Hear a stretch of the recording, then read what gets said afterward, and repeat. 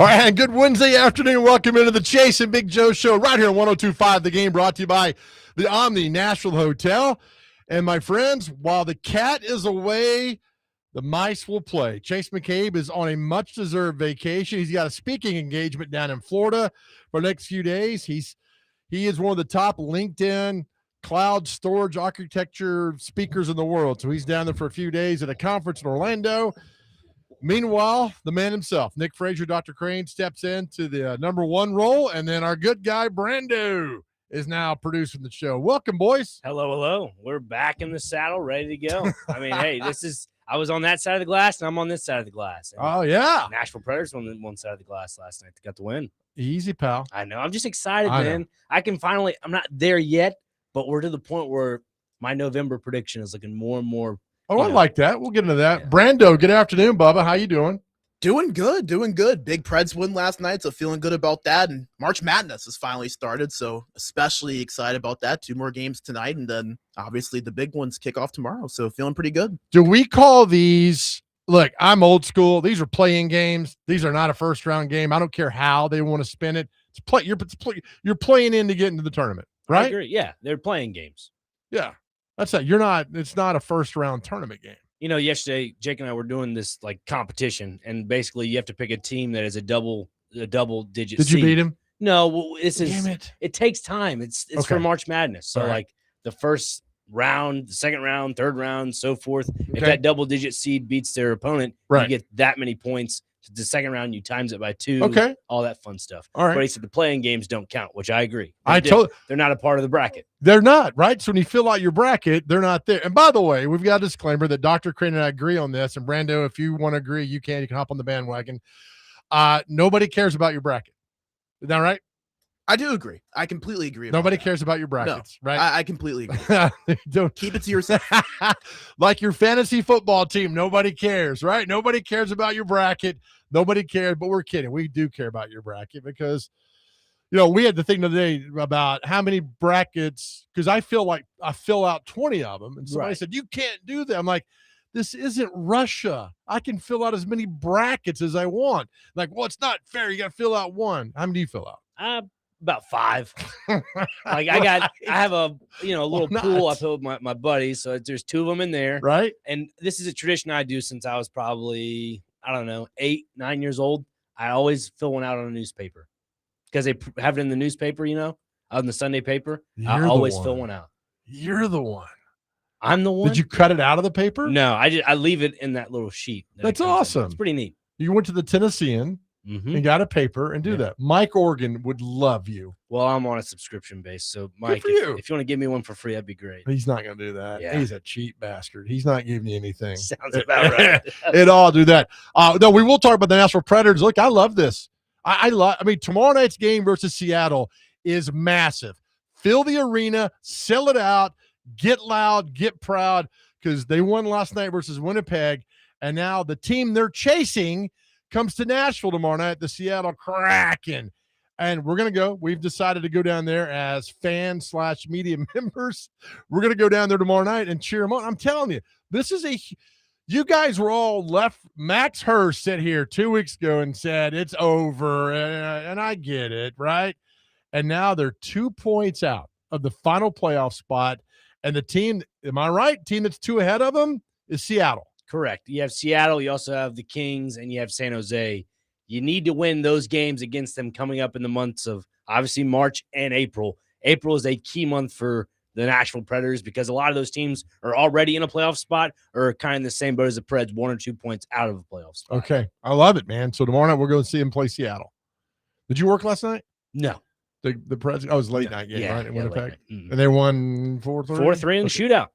4-3. And got that point. 2 points. Ryan O'Reilly's shootout goal was nice. Was it? Went wide, forehand, backhand, and just. Could you do a shootout goal? You can't skate. I can't skate. No, I can skate. You can? Mm-hmm.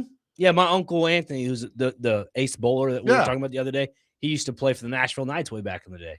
If the Preds came to me and said, Joe, you have to score on a shootout goal or humanity is destroyed and Earth is destroyed, could you do it? And I'd be like, we're all going to die. No, I think you'd be able to do it. I can't stand up. You And then I got got to get then I got to hit the puck. You're crazy, man. You got to just balance out your body. When you take a nice little wrist shot, you'll be okay. Sure, you may look like Happy Gilmore after you take a slap shot or two, but you'll be all right. I'm not doing it. Yes, you will. Do you know why? Why is that? What's the Ice's record versus Skulls? Undefeated. Undefeated, right? Right. I mean, if you ever get down there and watch how talented a Forsberg, a Yossi, a Rhino, those guys are, I mean, they are on a next level of talent to do that. It's amazing. I know they've been doing it their whole life. I get that. But my Lord, that's the problem. Forsberg and those dudes make it look so easy to score. And like, oh, I could do that. No, I don't even know if I could lace up the skates. Oh, you could do that. I'm telling you, I don't know if I can. I used to own a pair of skates when I was like 8 or 9. Then I outgrew them. I was like, I'm not buying a pair of these again. These are just too expensive. Because your little feet didn't grow. Oh, thanks, Joe. Yeah, everybody just know I'm a lawn gnome. That's what I'm here for. Your little feet didn't grow. That's okay, buddy. That's all right. We still love you, man. I'm a leprechaun just a day after St. Patrick's Day. We didn't see you yesterday. Did you wear green? I did. I wore a green hoodie. I actually brought it with me today. It's in the car. Well, I mean, you trying to get pinched again or not pinched? No, we're good. Easy family show. Man. It is a family show. Yes. I pinched Chaser so hard. He's like, that hurt. I'm like, that's why you got to wear green, pal. Yeah. So he's probably got a bruise when he's down there speaking to the cloud storage architecture worldwide leaders in Orlando. And you know what? Somebody's probably going to raise their hand in the crowd, be like, "Well, where'd you get that bruise from? Hard work." There you go. There you go. Yeah. Because that's we don't tell people. We don't tell, no weaknesses. And he was hard at work yesterday. He was very hard at work. Yeah. He drifted about 12:08. He was out. But I got 8 minutes good with him. That's what she said. I got good 8 minutes with him yesterday on the show. The Drew Maddox thing yesterday, I'm telling you, man, hours with that guy. Brilliant. It's so knowledgeable about college basketball. He loved you guys. Holy cow. I was on the reciprocal end of all that, watching it on the stream and producing it. He was very engaged with you both. I thought you had a really good question about the NIL and how, that is affecting college athletics. And could that mean some of these, juniors and seniors come back and play? Because, again, there's more money to be had now in the college basketball and football pools now rather than the NBA and NFL. There is. That dude is so well connected. And I didn't bring it up yesterday because it wasn't the time and place for him. But if I am Belmont, I call him and say, hey, would you like this job? He is so well connected in youth basketball and college basketball, and he's a hometown guy. And we went to Vandy, but he knows how to play the game, air quotes, on and off the court. Again, this is youth basketball when he was talking about it yesterday, but when you kind of emphasize you have to make your free throws at a young age, that only prepares you for the future, and that's college and high school. Like, that's genius. It's a no-brainer. I mean, it's an absolute no-brainer to hire that guy at Belmont. All right, time for our question of the day, and it's brought to you by Aries Tactical. The question of the day is presented by Aries Tactical. Your safety, your skill, your Aries Tactical. First-time shooters shoot for free. Just tell them Chase sent you.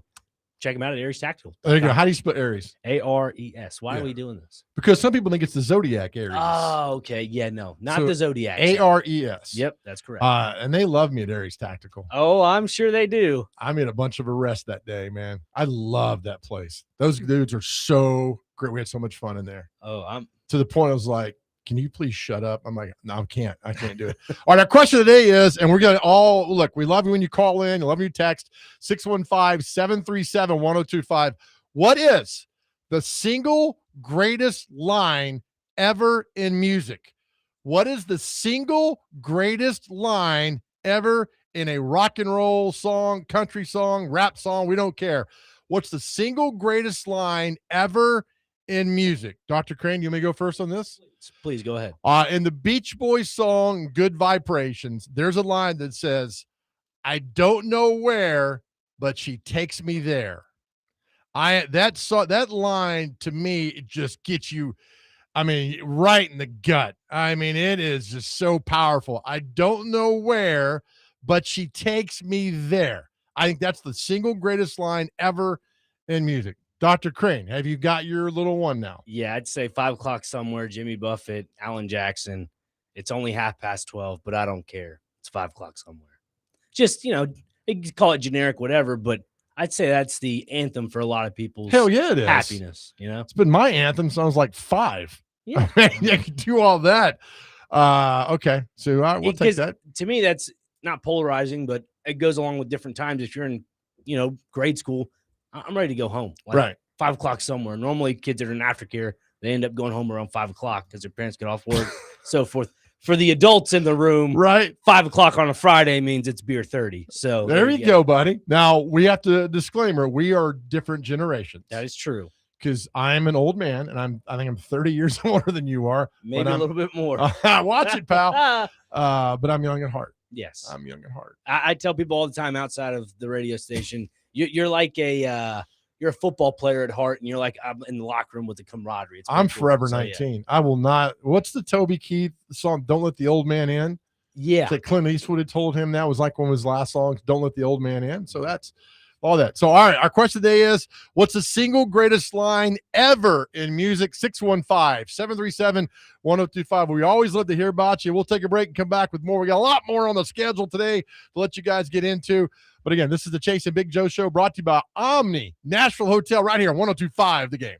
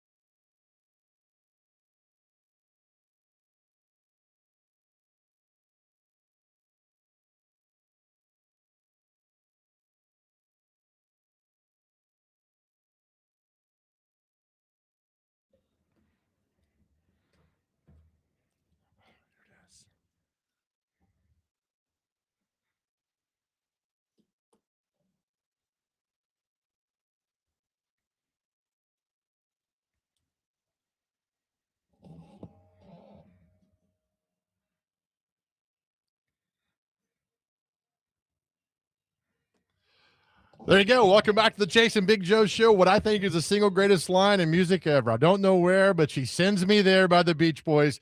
Our question of the day brought to you by Aries Tactical. What you think is the single greatest line ever in music?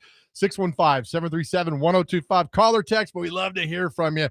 Let's go to the phones. Kelly is called in for our question of the day. Kelly, good afternoon. What do you think is the single greatest line ever in music? Yeah, you'll know this one, Joe. You hear that bass line, and then you hear, I live my life like there's no tomorrow. All I've got, I've had to steal. I am Running with the devil, side one. God, how did I miss that? Yes. Exactly. Oh, that's a great, great line. Kelly, thank you, Bubba. Hi, buddy. All right, man. Up next, Kelly. Kelly, welcome to the show, Kelly. What's the single greatest line ever in music? That was Kelly. The other one hung up, unfortunately, on us. But Oh, okay. man. Call That was back. Kelly. That's all right. Who was the other one? The other one, I guess, might have been. yeah, the other one was Steve. Yeah. All right, Steve, he call was on back, there. man. We Steve got all called excited about that. On our text line, we got oh my goodness, a lot of interaction here. Alden in Nashville says, Big Joe, simple but solid line for the start of the rap song Birthday by 2 Chainz and Kanye. Mhm. She got a big booty, so I call her Big Booty. Oh, Alden, you are officially blocked. No, I'm kidding, buddy. Thank you. Nevada Josh. Now, Nevada Josh, I can't read that, man.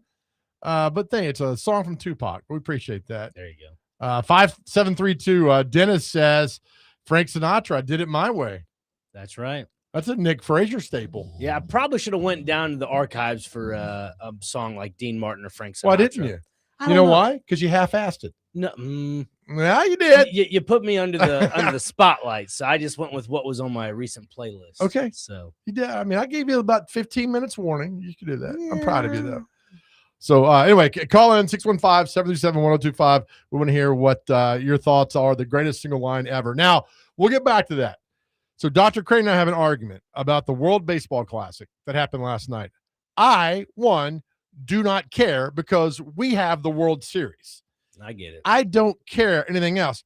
You are not happy today. And I love your passion for baseball. I love it. I will never knock your passion for baseball, but you're not a happy man today. Why? No, I'm not happy because Mark DeRosa fielded a team full of all-stars, and he used them like a bunch of elementary school kids on a 9U baseball team. The fact that you go put in Alex Bregman last night over Gunnar Henderson, who's had a better WBC tournament in general, I think was just a lack of professionalism. I get that, veteran players should play over, the younger players, but you grab those players and hand selected them for a reason. Okay. So you're going to have to play them. And the reason being is the game against the Dominican Republic, he said, you know what? I'm going to sit Alex Bregman and put Gunnar Henderson in at third base. What happened?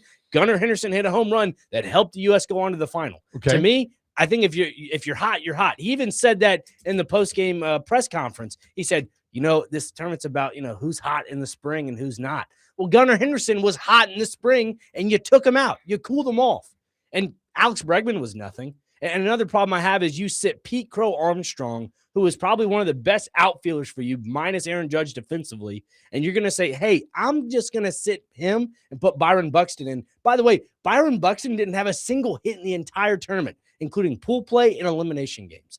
That, to me, infuriates me. What about Aaron Judge? He was terrible. Yeah, 2 for 11. That also infuriates me. And in the elimination games, he did nothing. I mean, minus, the throws from right field against Mexico, and I believe it was Dominican Republic. Yeah, that he threw out Tatis at third base. Minus those 2 defensive plays, there's really nothing to grab from that. I mean, you're playing in Houston, which is a little bit of a short porch in left field. You're going to exploit that, obviously. So for me, Aaron Judge didn't live up to the expectation.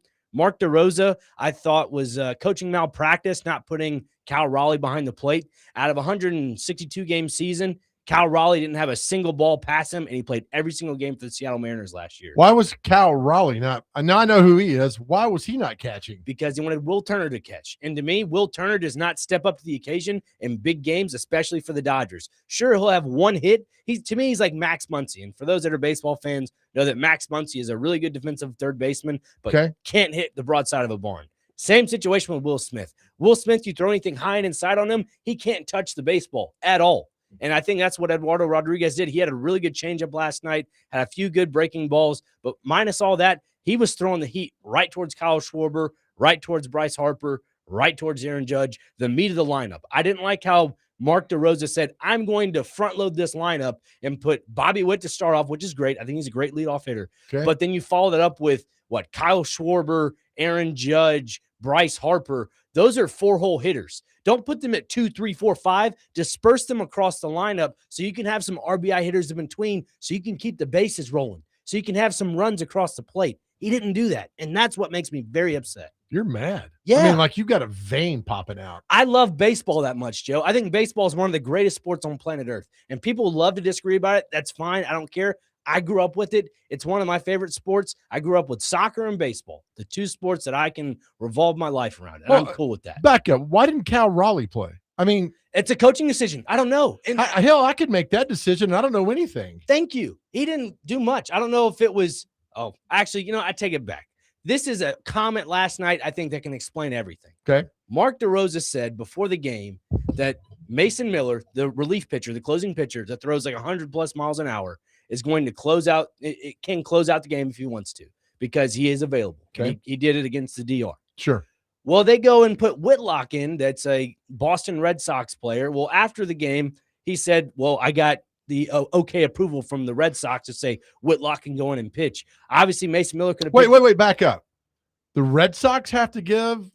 That's what I'm getting at right now. Why are you hand selecting a player to come onto a team and they're not allowed to play? That's my biggest issue with Mark DeRosa. Awful. That's my biggest issue with Mark DeRosa because it's before the season and everybody's like, yeah, we want to put them on a pitch count. We don't want to ruin their upcoming season. And what Mark DeRosa said last night about Mason Miller is saying, I'm honoring the San Diego Padres. I'm going to honor their code.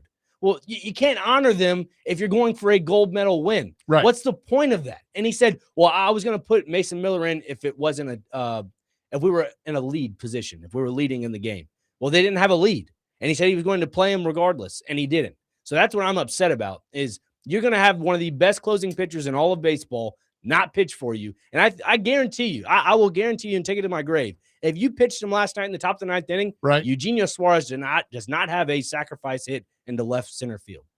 I thought Japan was good. Yeah, there are a lot of players that were not able to because of contractual purposes. Like Ohtani didn't play? Ohtani played, and he definitely lived up to the expectation. Okay. And it's just the pitching. Roki Sasaki didn't pitch. I think Yoshinbu Yamamoto didn't pitch either. You just made that up. No, I'm serious. They both play for the Dodgers. Sasaki's not a great pitcher, in my opinion. So I think yesterday in his spring training start, he had like a 14 ERA, which is not great at all. Okay. So he let up a lot of runs and hits. But yeah, that's where I'm at on all this. How I don't know why. If I'm giving you Brandon Bigsby to the World Baseball Team, I shouldn't. Hey man, don't let him throw on Tuesday or when. I mean, I should be like, all right, go do your thing. That's why I'm a little upset about Tarek Skubal, and a lot of America's probably upset about Tarek Skubal as well. Who's that? He is the Detroit Tigers ace. Jake Lyman and I kind of had a brief conversation about this yesterday. I told him, looking at the DR game, Paul Skeens pitched that game. Obviously, only had like 1 or 2 strikeouts. But the fact of the matter is he held them to 1 run. And he goes, he did say this. Don't say that, Paul Skeens is not the greatest pitcher on earth because it's, right. Skubal. Sure. Which I get. They're 2 of the best pitchers in all of baseball. Uh-huh. But there's one pitcher in the entire world that I think could have taken down the DR, the semifinal game, and that's Paul Skeens. Because of his pitch delivery, the way he throws his splitter, sweeper, fastball, 2-seam fastball, they all come from the same release point. And that's what makes it so difficult is because when you're seeing it from the same release point, you don't know where that ball's going to go. You don't. So that's where I'm at on that. Again, I like that. It's a participation trophy. I told this to Brandon beforehand and Jake as he was leaving. When Tarek Skubal was on the mound and he pitched like 40, 50 pitches against Great Britain, fantastic. That is a game that means nothing, absolutely nothing. I could have went out there and thrown 3 strikeouts if I wanted to. Okay. I'm just, again, big man. Big man. I'm upset about it. So the fact that he goes in last night along with Clayton Kershaw and accepts a silver medal, I get they're on the team, but they didn't really do anything. It's like being a part of a 8th grade science project and a group project, and those 2 people didn't really do anything, but they still get the grade. That's what that was to me last night. I've been part of that project. I'm the guy that didn't do any work. I mean, So we've all been there. I got that. All right, you feel better now? Yeah. It's a little. You should condense that. Put it out there. How you feel about it? Yeah. And overall, don't get me wrong. Oh Lord, I like Mark DeRosa as a analyst, as a guy that breaks down film, scouts players, does a really good job at analyzing players. As a coach and manager, you're just not there yet. And his comment last night saying that he would like to be the manager once again. in 2 more years. I think it's 3. Yeah, 3 years. 2030. Okay. I'm ready to move on from DeRosa. I'm Okay. sorry. Well, he's probably said the same about you as Yeah. well. All right. Again, our question of the day is: what's the single greatest line ever in music? 615-737-1025. Eric is on the line. Oh Lord, Eric, welcome into the show, buddy. How we doing?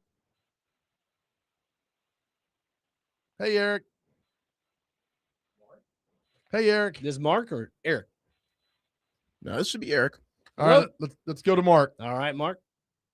Mark, what's happening? Hey, not too much. Sorry about that. That's not your fault, man.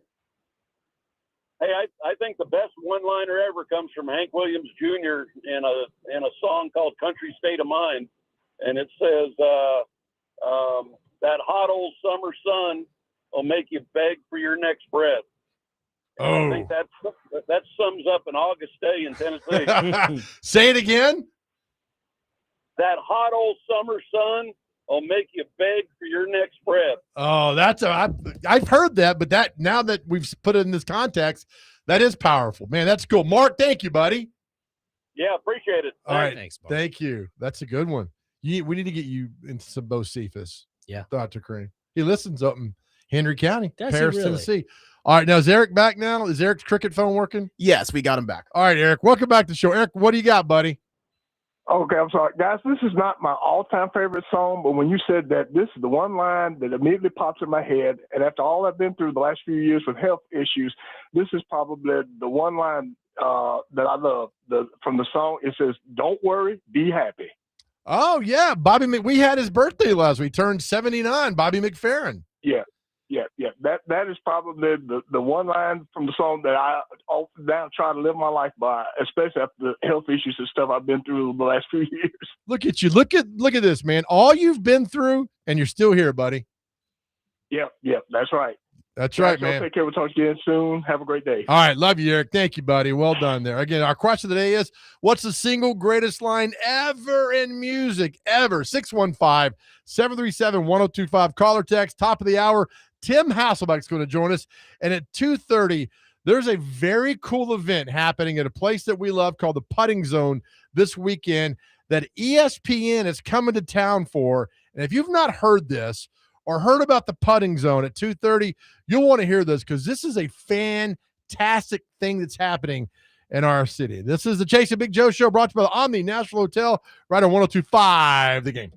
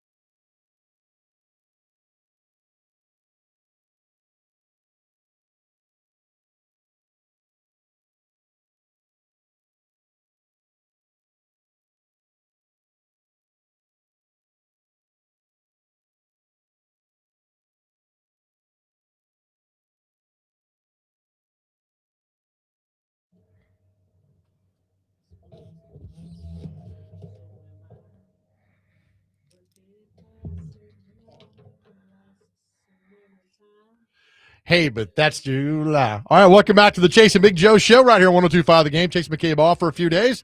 Our question today brought to you by Aries Tactical. What is the single greatest line ever? The single greatest line ever in music. We want to know. I told you mine earlier from the Beach Boys, Dr. Crane. He panicked at the last second and picked that song. That's But okay, it's still though. a good panic. That's a good panic selection. You're right. So Come on 615-737-1025. Let's go to the phone line. Nathan is weighing in. Nathan, what is the single greatest line ever in music? The Waylon Jennings song a long time ago. He says, "Women have been my trouble since I found out they weren't men." Say that again. Women have been my trouble since I found out they weren't men. Oh, Nathan. Thank you, buddy. Appreciate you, man. All right, let's go now to back to the phones. George. George, what is the single greatest line ever in music? Well, this one's from the boxer, Simon and Garfunkel. A man hears what he wants to hear and disregards the rest. Man, that sounds like something a marriage counselor would give us. Say that again. Say it again. A man hears what he wants to hear and disregards the rest. Oh, That's from the boxer. That is powerful. George, thank you for that, buddy. I'd never heard that. Thank you. Yes, sir. That sums up men right there 100% with doing all that. Is that Rick now? Rick call in? Oh, yeah. All right, Rick, what's the single greatest line ever in music? Yeah, well, I got two of them. And Sure. they're very close. But anyway, one would be Why Me by Chris Christopherson. The first line, Why Me, Lord, what have I done to deserve even one of the blessings I found? Ooh. Hard to beat that one. And then the other one would be Amazing Grace, how sweet it sounds. Saved a wreck like me. There you go. Hold on, Rick, for hang up. Rick, you still there? Yeah. Oh, Rick hung up. No, he's there. Oh, Rick, Yeah. who sings Amazing Grace the best? Oh my gosh. Was it Joan Baez that did it? I don't know. I thought Elvis did it pretty damn well. Well, yeah, I think Joan pretty much nailed it. It was either Joan or the other woman folk singer from that era that's so great. I just can't think of her name. Oh, that's good. Hey, Judy Collins. Judy Collins, I think. Judy Collins, pretty powerful. That's a good one. Hey, appreciate you, Bubba. Thank you. All right. Thank you. Yeah, we get on our text line. I keep refreshing, and we have 10 at a time. I think I refreshed it like 5 times, and they keep adding on. 615-737-1025. The single greatest song line ever in music. Dr. Crane, what do you have? Sorry about that with the mic there. First on the list, we have Steve in the Borough, Highly Suspect song. Let's see. The line is, I'm not that good of a person, but I might be good enough. But it might be enough for you. Sorry, excuse me. Are you not reading? What are you paraphrasing? I'm looking, and I'm just not even looking. Don't look at me. Sorry. The line, I'm not that good of a person, but I might be enough for you. Who sings that? It says here, Highly Suspect song, Serotonia? I don't know. It's Seratonia. You know what the barber says? Next. Who you got? Okay, that's a good one to look at. Byron, I have become comfortably numb. Oh, Pink Floyd. There you go. All right. Let's see. Mike in Lebanon, AC/DC, Girls Got Rhythm. Well, there you go. Let's see. Is there a line? Yeah, I don't. Okay. Should I? Nope. Okay. Nope. If you feel like it might get you fired, then don't. Okay, thank you. All right. All right. Let's see. Oh, this is definitely a Prince. Dearly beloved, we gather here today to get you through this thing called life. Great. Yeah. Great. That was Chris. Great line. That's Fantastic. an amazing, great line. We have a Taylor Swift one. Shake It Off. Is that Chase? No, it says Sylvia and Clarksville. That's Chase. Oh, he's got a burner too. I'll be darned. Good to know. Good to know. Oh, Let's man. see. Rodney Atkins, Watching You. Let's see. Is there a line? Yeah, I'm Okay, looking. I'm okay, looking. all Let's see. Scrolling down a little bit. I've been watching you. Dad ain't that cool. I'm your buckaroo. Oh, that's with his son. Yeah, that's a good one. I want to be like you. Ever since I become a dad, this song just hits me because my son wants to copy everything I give me. That gives me a little tear in my eye. Oh, nice. Yeah. My wish is that my son copies nothing of me. Why not, Joe? You're pretty successful.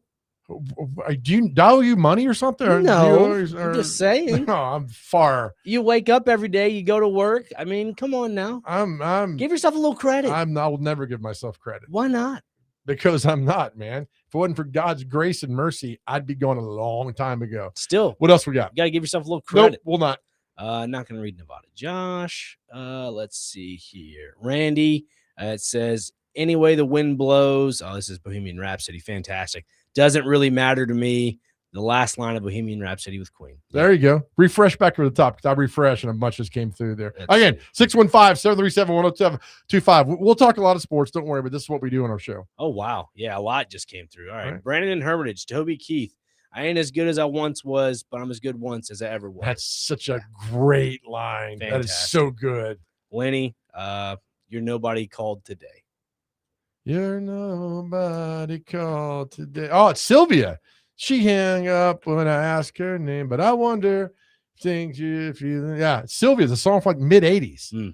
Before my time, so I'd probably have That to do is. Yeah, Yeah. thanks. That's not an excuse though. Well, why is that no excuse? The Beatles were before my time, and I know all the Beatles. Yeah, but see, I had a class in high school that was specifically about the Beatles. Like my last semester of my senior year, my English teacher, Mr. Purrier, said, "Hey, we're going to learn about the Beatles." Okay, good, but ignorance is not an excuse. Keep going. Okay, whatever. It says the church song Lustre line. If you see, let's see, the line is, "If I never see you again, that will be the way too soon." If I never see you again, that'll be way too soon. Yeah, that's a deep line. Yeah, I don't think I've ever heard that before. No, that's deep. Interesting. Let's see. Next on here. Holy cow. I just refreshed again. There's like 9 of them. Yeah, buddy, read them. People are crazy. Let's see. Brian, one that comes to mind is the great one for anybody that has been through something in hard times, as I am redeemed by Big Daddy Weave. Okay. So. All right. I like your inflection on these when you read. Big Daddy Weave. I've never heard Big Daddy Weave. I don't know. Me neither. I haven't. Okay, let's see. Keep here. going. Oh boy, Oliver Anthony. The song is Richmond, north of Richmond. Oh yeah, that's that one that went viral last year. Yeah. Right? Is there a line in there? I wish politicians would look out for minors and not just minors on the island somewhere. That's that was a line that got everybody's attention in that song. Yeah. All right, let's go to the phones real quick. Richard is called in for our question of the day. Richard, what is the single greatest line, in your opinion, ever in music? All right, depends on which song it is. Since I bought and paid for Orange Blood on a hallowed hill in Tennessee. That's a good one. Is that it? And if you're talking about religious, How Great Thou Art. Fantastic song. Who sings that the best? Is that Tennessee Ernie Ford or one of those who sings it? George Beverly Shea. Oh, yes. Yes. Richard, thank you, buddy. You're welcome. Have a safe rest of the day. All right, pal. Yeah, George Beverly Shea with Billy Graham for all those years. Richard sounded a little bit like Clay. Does not. No? No. It's interesting. You know, Wes and Adam, they sounded similar. Wes and Hermitage. Adam in Portland. They sound Clay not is look, but sound uniquely similar. Clay. There's some more that they just keep coming in now. Yeah, I mean, it's just fantastic. Read a couple more, buddy. Yeah, Tom Petty, my old man was born to rock. He's still trying to beat the clock. Oh, nice. Yeah. All right. It's always give me one more before we go to the break. Let's see. Al, you can check out anytime you want, but you can never leave. Hotel California. Yeah. That's a good one. All right. Keep them coming. 615-737-1025. What do you think is the single greatest line ever in music? Coming up next, big game tonight, Dr. Crane. Big game tonight for the other team in gold. Oh, yeah. That's Nashville right. SC. I want your thoughts on what happens tonight and what could be the good and could be the not so good for Nashville SC when we come back. That is up next right here on the Chase and Big Joe Show, brought to you by the Omni, the beautiful Omni Nashville Hotel, right here on 102.5 The Game.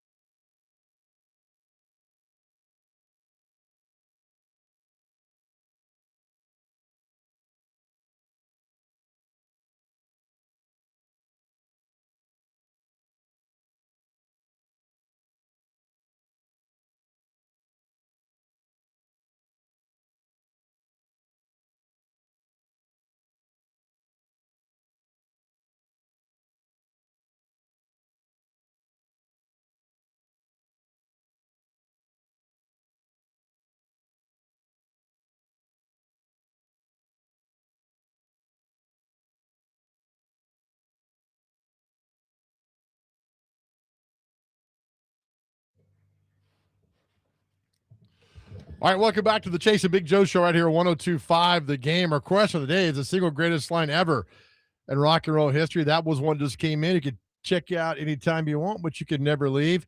Eagles coming to Vanderbilt or First Bank Stadium in May, and I might give up one of my kidneys to go see them because ticket prices are so expensive.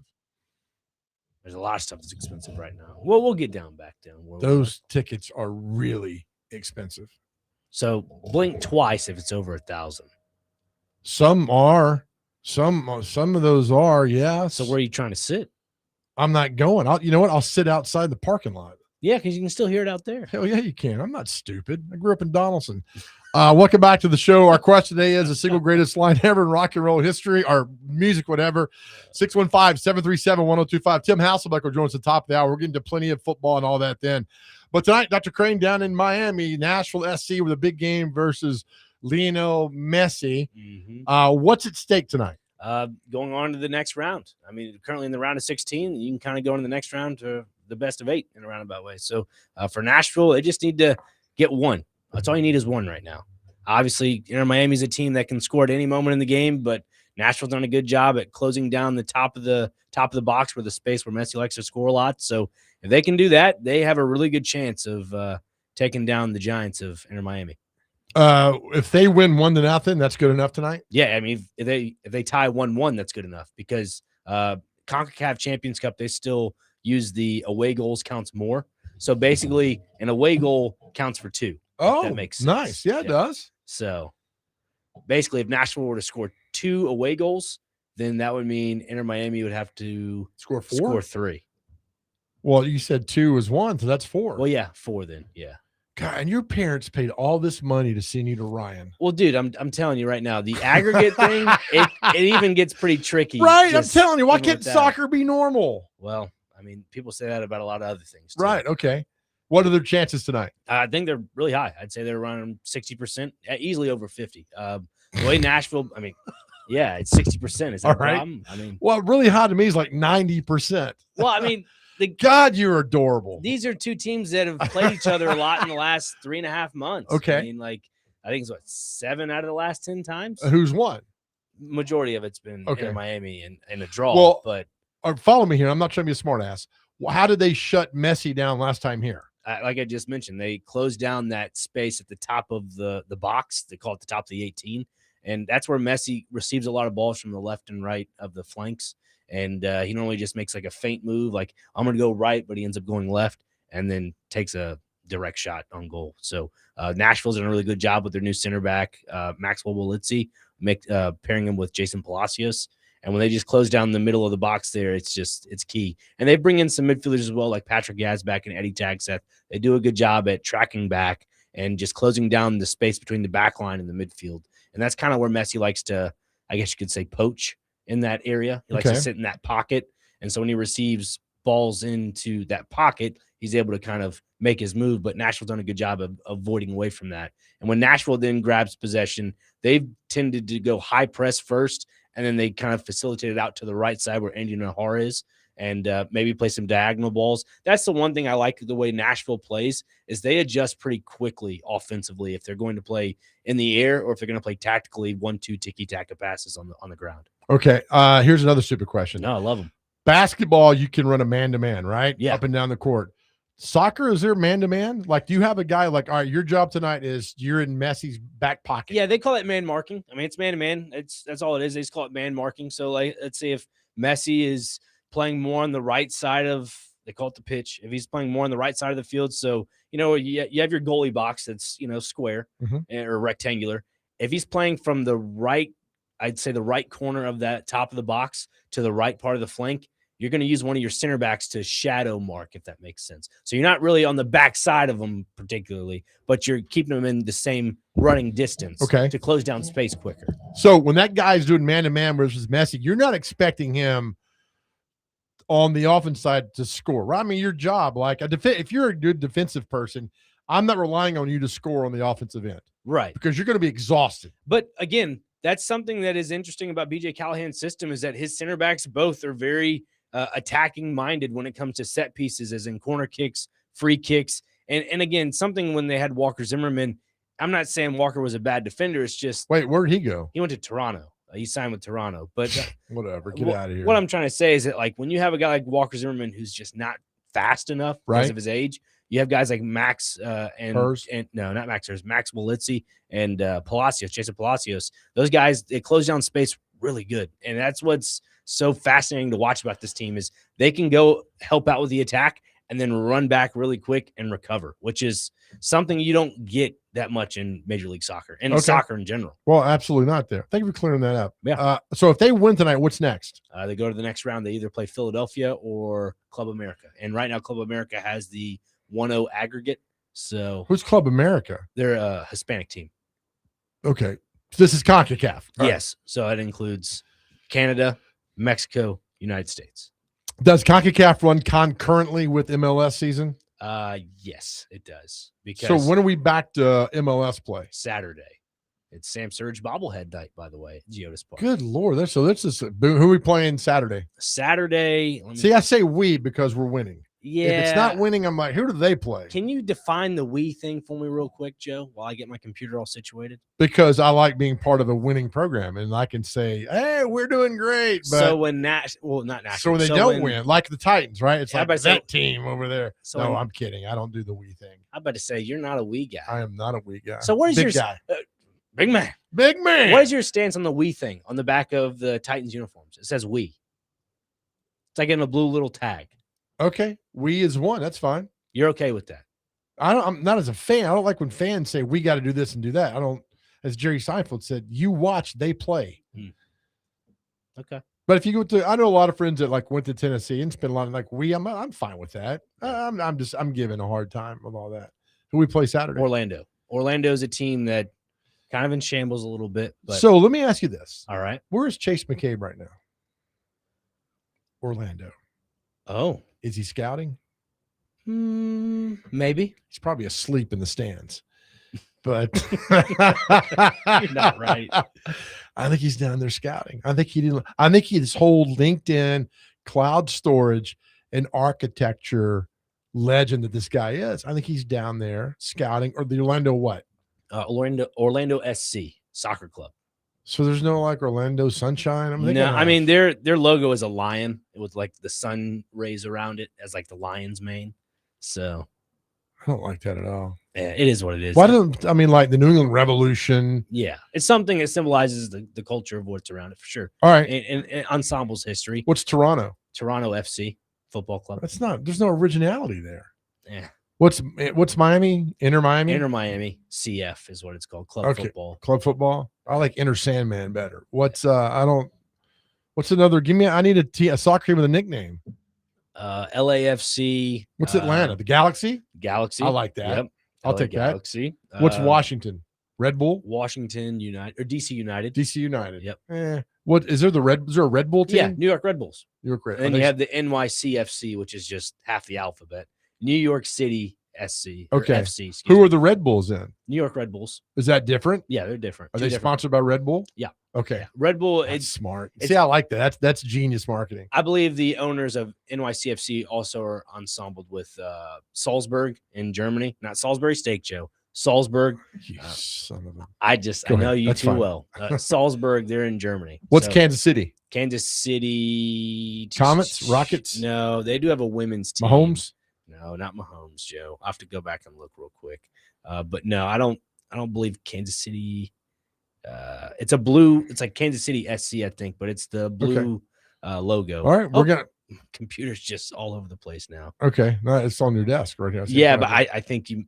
Okay, going on thank you for the. Now I know. Now I have an interest, a vested interest tonight in watching Nashville SC win. Golly, I don't know what's going on with my computer now. Messi got to your computer. I hope not. Because you're getting out good scouting reports on everybody. That's happening. I will say Nashville this past weekend when they played Columbus, winning late was huge because they need to play well in the league, MLS that is, and they're tied on points. They're in second place in the Eastern Conference, and right behind them is Inter Miami. So the fact that they rested players, Messi did not play in the last MLS regular season game, by the way. Okay. For this purpose of the CONCACAF Champions Cup. Oh wow! Well, good news is we got another 5 years before the playoffs start in MLS. October. Good October, my God. How's our guy doing? We had on the show. Jack Mayer. Yeah, Jack he Mayer. played this past Saturday. How'd he do? Pretty good. Yeah, didn't allow a goal. The mayor of Geodis, Jack Mayer. The milkman. The milkman. That's right. That was Milkman. yeah, big man. Big man the milkman. All right, we'll take a break. Come back. Thank you, Dr. Crane, for getting and talk about your little podcast. Yeah, Talking Couch podcast. You'll probably get a live show of that on Twitter tonight. So if you're on the Twitter sphere, you can follow me at Nick Frazier 23. Yes, Nick Frazier 23. I got a lot of different usernames. How do you not know your own handle? I don't know. She Joe. said. Yeah, Nick Frazier 23 on Twitter. And if you're trying to find me on other social media platforms. Where can I find the podcast? Oh, you can find it on the Game Nashville Sports Network. That's where you can find it. GameNashville.com. Yeah, you can. Talking Calcio is Calcio in Italian is soccer. Spell that. CALCIO. That's it? Yeah. I thought it was like couch O. No, that's the Like pronunciation. Cocho. Yeah, it's pronunciation.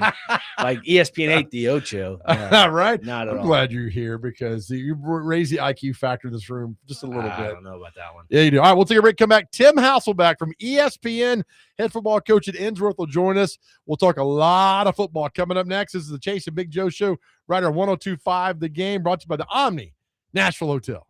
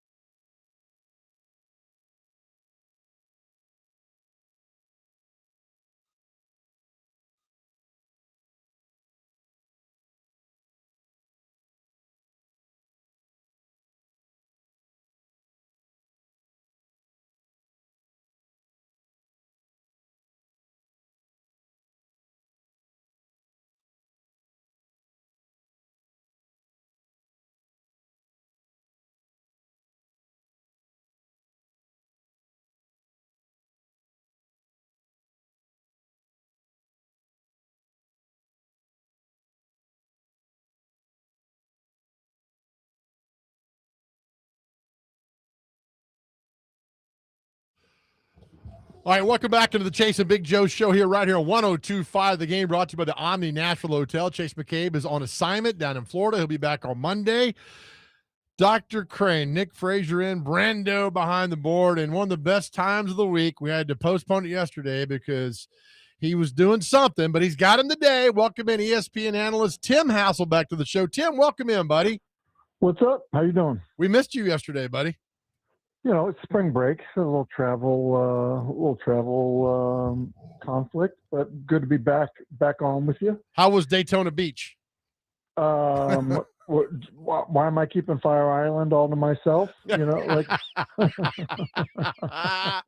Oh my goodness! No, welcome back. Like, this is your. Has your son gone off to college yet, or is he an early enrollee? Not an early enrollee. He'll go, normal time. So, gonna have a normal second semester of senior year, which, quite frankly, I wish that more kids felt like they had the ability to do. Just racing through life, doesn't feel like the healthiest thing for so many of these kids that mid-year and, they mid-year somewhere, and who knows, a year or two later might be off to another school. Yeah, I understand why they go and do early enrollees. I understand that. But the last part of my senior in high school was memorable and fantastic, and I would never give up that moments for what I had to go to college when I still had 5 years to play for.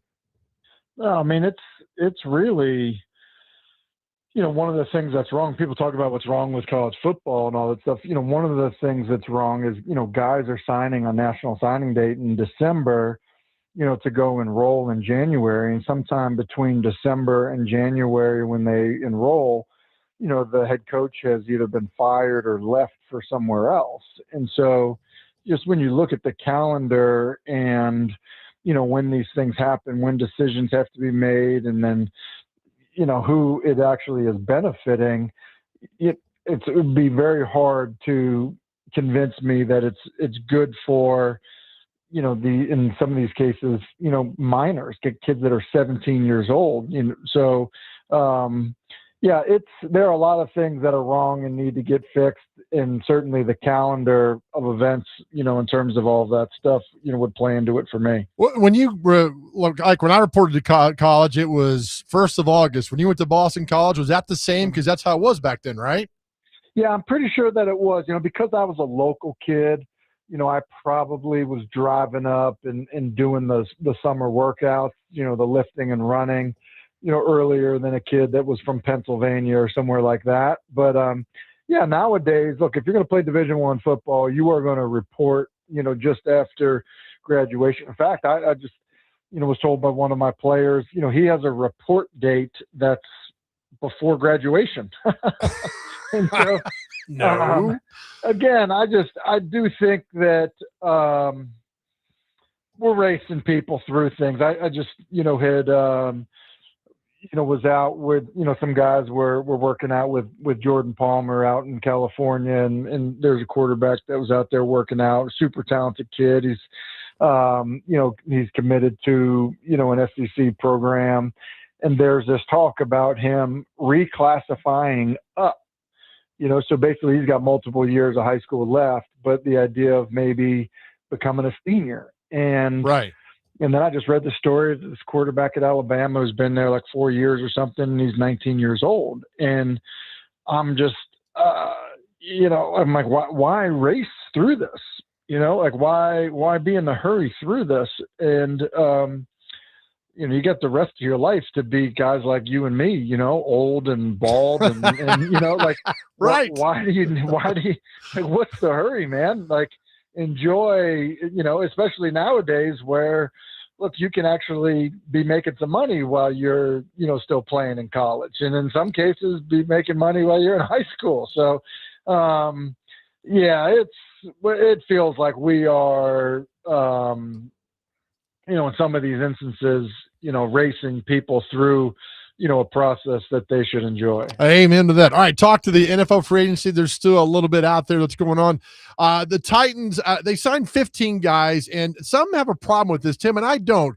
12 of the 15 they signed have a relationship or cross paths with Borgonzi, Robert Saleh, or Brian Dable. I got no problem with that because they found guys can fit their scheme and they like, and people are like, well, those teams are terrible. But every bad team has good players. I don't mind this. Oh, for sure. Every bad team has good players, and the Raiders were terrible. Would people like Max Crosby? Like, yeah, they would. I mean, maybe everyone but the Ravens. So I guess what I would say is like that to me is the issue, or what I'd be focusing on is the team's record. What I think you need to take into consideration is, if you have a previous relationship with somebody or experience with them, it means kind of their professionalism, how they approach practice, their ability, what they were able to do, because you would see them, at a much more in-depth level than you would, just somebody that your pro scouting department has evaluated. But beyond that, you're going to have a more intimate knowledge of the player's injury history. And, in free agency, some of the biggest indicators are age and injury history. I remember getting a call. Now I was no longer playing, but I was getting a call because the Giants were thinking of signing Anquan Bolden. And I got a call from the Giants and they said, how often did he practice? And I was like, I mean, it wasn't like I was really trying to take inventory of it, but their concern was he had remember how tough he was, right? Yeah. Like he just was one of those guys. But so he was on the injury report a lot. And, it was like, did he have a broken foot? He had a broken jaw. His shoulder was bothering him. Like he had this long injury history. And what they were trying to figure out was, okay, are we signing damaged goods at this point? Or is this, just a tough guy that, was dealing through, the bumps and bruises of the NFL.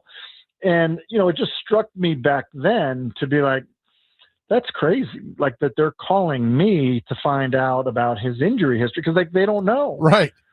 So, I do think if you're the head coach of the Jets and you're signing an edge rusher that, had his knee scoped, like, what kind of practice time he missed because of, that knee surgery, if any at all. And so I generally think that if you're signing somebody, it's because you have such a good basis of knowledge, that is better than other people, and you feel good about signing the player. So adding on to that, Tim, Calvin Ridley, taking in somewhat of a restructured deal there. What are your thoughts on that signing along with just his production? Is it just more of looking at him as I wouldn't say a damaged good, but is it just the rapport that he has with Brian Daboll at this point? Yeah, well, and I think that, when, the guys that take pay cuts, it generally is because they know that the market out there for them isn't better. And so, I think that, the year Ridley's coming off of, it basically would put you in a situation of, not necessarily negotiating from a position of strength. And then the hope that, you can, what you're still going to get from, the Titans is going to be better than, what you would get somewhere else. And you feel like you can have a good year. Just, like pulling up his stuff. I mean, you just think about it for him, and obviously, didn't play, a ton of games last year, but he had 303 receiving yards, right? 0 touchdowns. This is a guy that, in 3 of the previous 4 seasons, he had over 1,000 yards receiving. In 3 of the previous 4 seasons, that he played in, he had over 100 targets, right? So, I think it's sometimes for a player when their numbers go down, their production goes down, and they feel like there are a number of factors to it, and they know what the market, potentially is for them. That's why, you take a contract that's maybe a little more digestible for the team, more so than, a relationship with a coach. Right. Absolutely. We'll have more with Tim Hasselbeck on the other side right here on Chasing Big Joe, 102.5 The Game.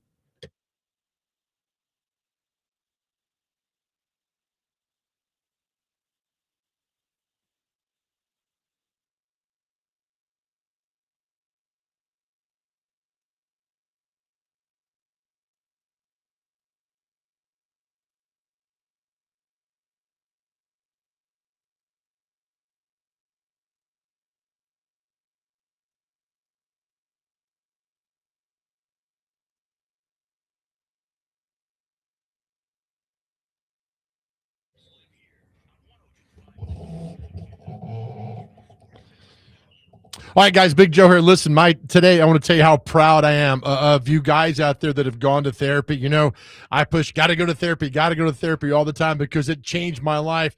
But today I've got a few things that I want to say. I'm really thankful for the guys who've done that, gone to therapy. You're changing the world. You're making things better. And I thank you so much for doing that, because I'm not going to stop on this mission to make sure men get their mental health checked, and you're here for your family. As I said, I need you here to walk your daughter down the aisle, to hold your grandkids. It's a beautiful world. That's why you need to go to unitycares.com, unitycares.com. If you're unsure about therapy, I don't know where to go, I don't know any of this stuff, unitycares.com. The website is there. It's all laid out for you perfectly. It's just a wonderful company based right here in Middle Tennessee. Their only goal, their whole goal, is to get you back and living the life that you deserve. As we say all the time, you don't have to go through any of this alone. We're here for you all the time. They're there for you. unitycares.com. It's private, it's secure, it's confidential, and they have telehealth. You don't even have to leave your house to talk to them. Again, their one goal is to get you back living the life you deserve. As we say all the time, you don't have to go through any of this alone. So I'm proud of the guys who've reached out, who are going through therapy, and I'm going to get to the other guys who need to go to therapy. Please go. I know a lot of big, bad men who go to therapy, so don't think it's weak.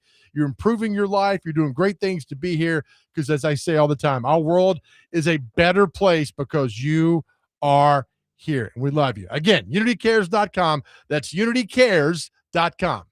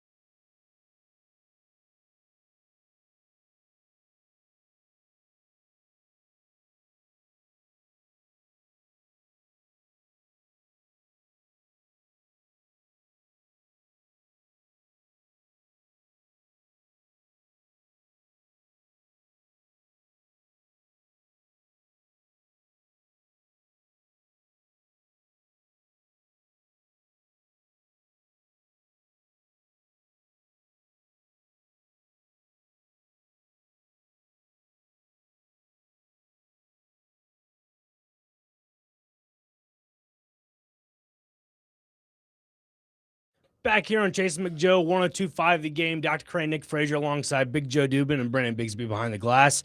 Here with Tim Hasselbeck. Tim, we were talking before the break about Calvin Ridley and the rapport with this team. You know, Wandale Robinson, another player they brought in through free agency. How do you see that distribution happening between those two wide receivers? Yeah, I mean, I think Robinson, obviously, that one feels much more, fresh, new, relationship based. And look, he's a really productive, or was, last year anyway, a really productive player. So, in terms of, hey, who's the one, who's the two, target share, things of that nature, my guess would be that Robinson would be the guy that, plays inside a little bit more, in terms of the target share, probably gets targeted a little bit more. And, but I don't know that always means, okay, but you're the number one receiver. I think it just ends up being, like, necessarily like more role on the team in terms of how the players use, right? Like, you use an extreme example, like Wes Welker played inside, majority of the targets, but Randy Moss was outside and, probably ended up scoring more touchdowns. Yeah, correct me if I'm wrong with this assessment, but like hearing Brian Daboll back when he was introduced as the Titans offensive coordinator, someone asked him about just his style of offense, and he responded with just it's how you present your play style, your play design. And to me, I think with the rapport he had with Calvin Ridley at Alabama, connecting that with just game planning as a defense, if you have to game plan for the Titans offense, I would say it's more of just I would say disguising things and using Wan'Dale Robinson to more of their advantage. Yeah, and I think, Robinson is he's a unique player because, of his, quickness, his, ability to be dangerous once the ball is in his hands. Maybe you see some of the stuff that like the Rams have done with, Puka Nacua, where, call them like jet sweep type stuff, but how it helps your run game with kind of, things out you can block a run front side. You have the ability to hand the ball to somebody that's going in motion, going the other direction, who's a dangerous, ball carrier, things like that. Like, I think those end up being significant factors, just, looking at Robinson, though, like this is why I think it's a certain way. Robinson, so people understand, each of the last 2 years has had 140 targets. Like that's a massive number of targets. And so he's had over 90 catches in each of the last 2 years. He scored a total of 7 touchdowns, receiving in those 2 years. So I just, I say that because, there are elements of, guys that convert on third down, that move the chains, that are wildly productive players that, that every team wants, but you still need to score touchdowns. That's why, like, I remember a few weeks ago, we were having a conversation about Mike Evans. Listen, Mike Evans catches touchdowns. You go look at like Devontae Adams. I don't know how many catches Devontae Adams had this year, but he led the NFL. Well, it wasn't 90, and he led the NFL in touchdowns. And like there is an element with these bigger, more physical receivers with big catch radiuses that they just get opportunities inside the 20-yard line to score. And that's why I do think that, Robinson's role, I think, is always, at his size, is always going to, there's going to be limits to it in terms of how he's used. I'm with you on the touchdown part because you probably don't remember this guy, but Brad Baxter, fullback for the Jets, all he did was score touchdowns from a yard out. Every time they got inside the one, they'd hand it to Brad Baxter. He'd score a touchdown. That was his only goal. And I get – nobody cared that he got 3.2 yards per carry. He got into the end zone. So you're exactly right there, Tim. Yeah, I mean, I think that not every receiver, gets used exactly the same, right? Yeah. And so, I think that, and I think that's where teams can really do a good job in their scouting department and their roster construction of how they, how they are doing it. Like, just pulling it up is where, we're sitting here looking at it. Devontae Adams had 60 receptions this year for under 790 yards. but he caught 14 touchdowns. Ooh. And if you just look at throughout his career in 2022, he caught 14 touchdowns. In 2020, he caught 18 touchdowns. He's been a double-digit touchdown guy, in 1, 2, 3, 4, 5, 6. I mean, in 8 different seasons. So in 12 years of playing in the NFL, 8 different times he caught double-digit touchdowns.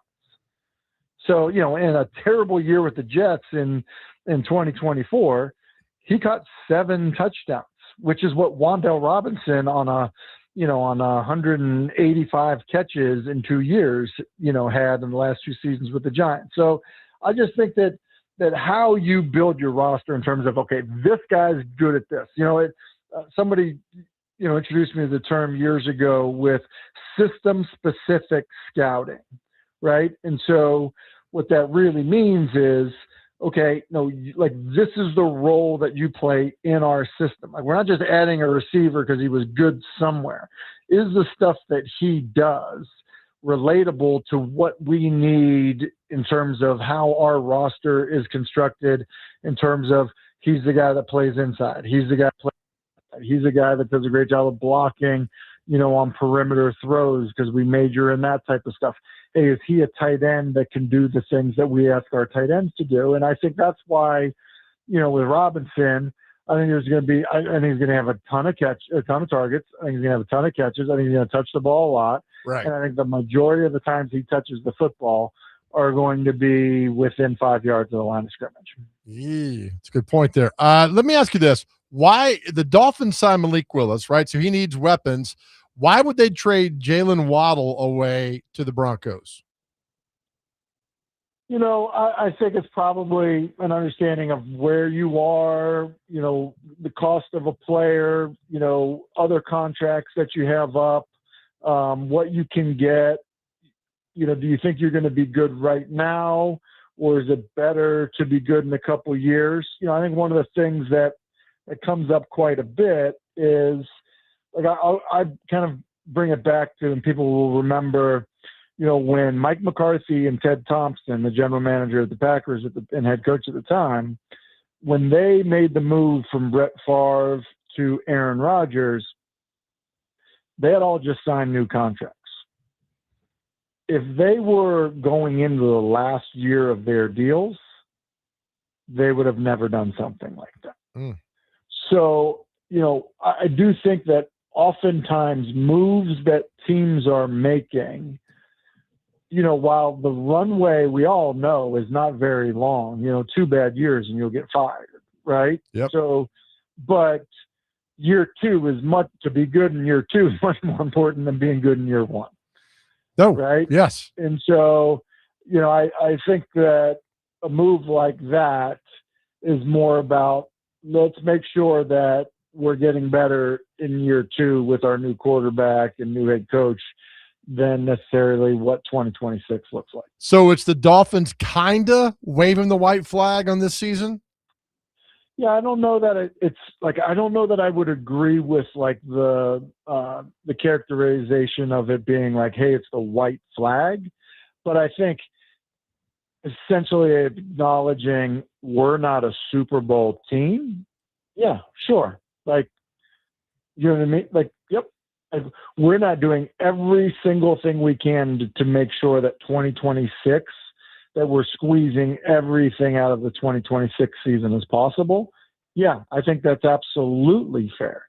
Doesn't mean you're tanking, doesn't mean, because I do think that you're building for something. I do think there is carryover year over year, but I also don't think that the Dolphins are sitting here saying, yep, like we're making moves to be a Super Bowl team this year.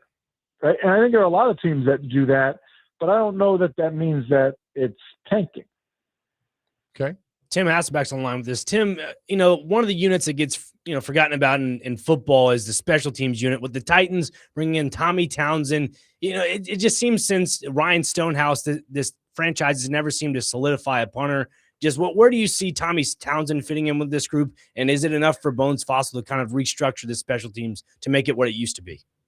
Yeah, I mean, look, I think that I guess it was, it's kind of been a disaster. You go back 2 years, it was 2 years ago, it was running together now. It was a disaster, right? Like costing games and, kind of forcing, the hand.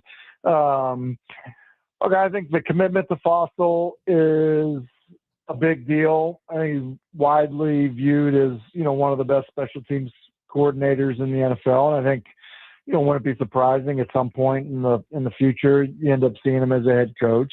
So I think that's a big investment. And I think investing in the kicking game, well, it's like never fun. It doesn't, probably generate the talk radio or, ESPN buzz that other things, generate.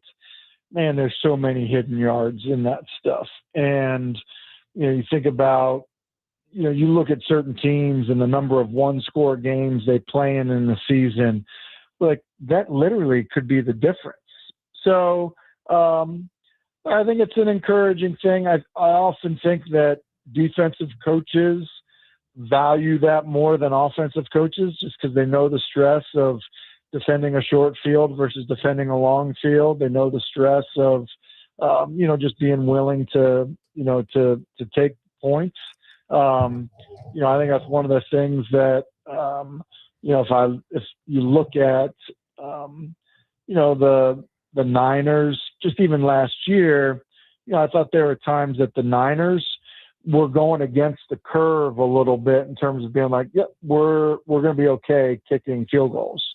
And I think it's benefited them. So I look, Salah was a part of that. So I think those things are important as people, kind of get into this really aggressive nature, analytics, and it makes sense to go for it on these fourth downs or go for it in some of these red zone situations. Tim, I value your opinion as an NFL analyst so much, and I apologize for my co-host asking you a question about a dumb punter. I apologize for that. Hey, no, here's the thing, though. It's actually great. Like, it doesn't make it's one of these. I think we talked last week a little bit about like there'll be this like second and third wave of free agent signings, and it's like, oh yeah, and we got him. Like, no big deal. Like, no one was going crazy about it. But when you look up at the end of the season, you're like, dang, like that was as impactful as some of the day one signings that we were talking about. So look, listen, it's not an exciting topic, right? But at the same time, it is. I mean, it's, if you really care about your team, look, it's as important as a lot of things that get done. Oh, I'm with you on that. Hey, real quick, and I know we're up against the break, but I want to ask you, this is actually a serious question. Are you concerned about AI invading recruiting? Because there's this thing out now where guys are uploading their video and it's AI. They're making these plays that never happen. Is this a concern, Tim, or is this a nothing burger? I think ultimately it's nothing. I mean, I remember back when guys were getting accused of like just speeding up their film. But it's wild. And I think the biggest thing is the people who will win in all of this, right? From a player perspective, it's the kids that are more concerned about being in love with playing football and just becoming the best they can possibly be, right? Rather than the people that love the attention of recruiting, right? I see it all the time. It's like kids love collecting offers. Like, you can only go one school. Right. So you can collect all the offers you want, but you can only go to one school. So like that's, there's that side of it.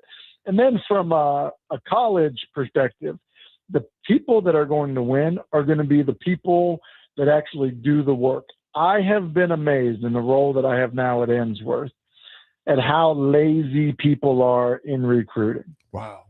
It's absolutely crazy. The lack of leadership, the laziness, basically just chasing somebody else's evaluation of somebody. And I think, we're just talking about system-specific scouting and things of that nature. If these schools would actually do the work themselves and do the research themselves and really investigate, like, hey, is this, like, tell me about this player. What do you think? Like, I'll give you an example. There's a local school in state that offered a kid of ours yesterday. But before the head coach pulled the trigger on the offer, he was like, look, this is our evaluation. Am I seeing it correctly? And then beyond that, tell me what kind of kid he is. And like, they're doing their work. And I think that, and for example, they're going to be right on the player because of it.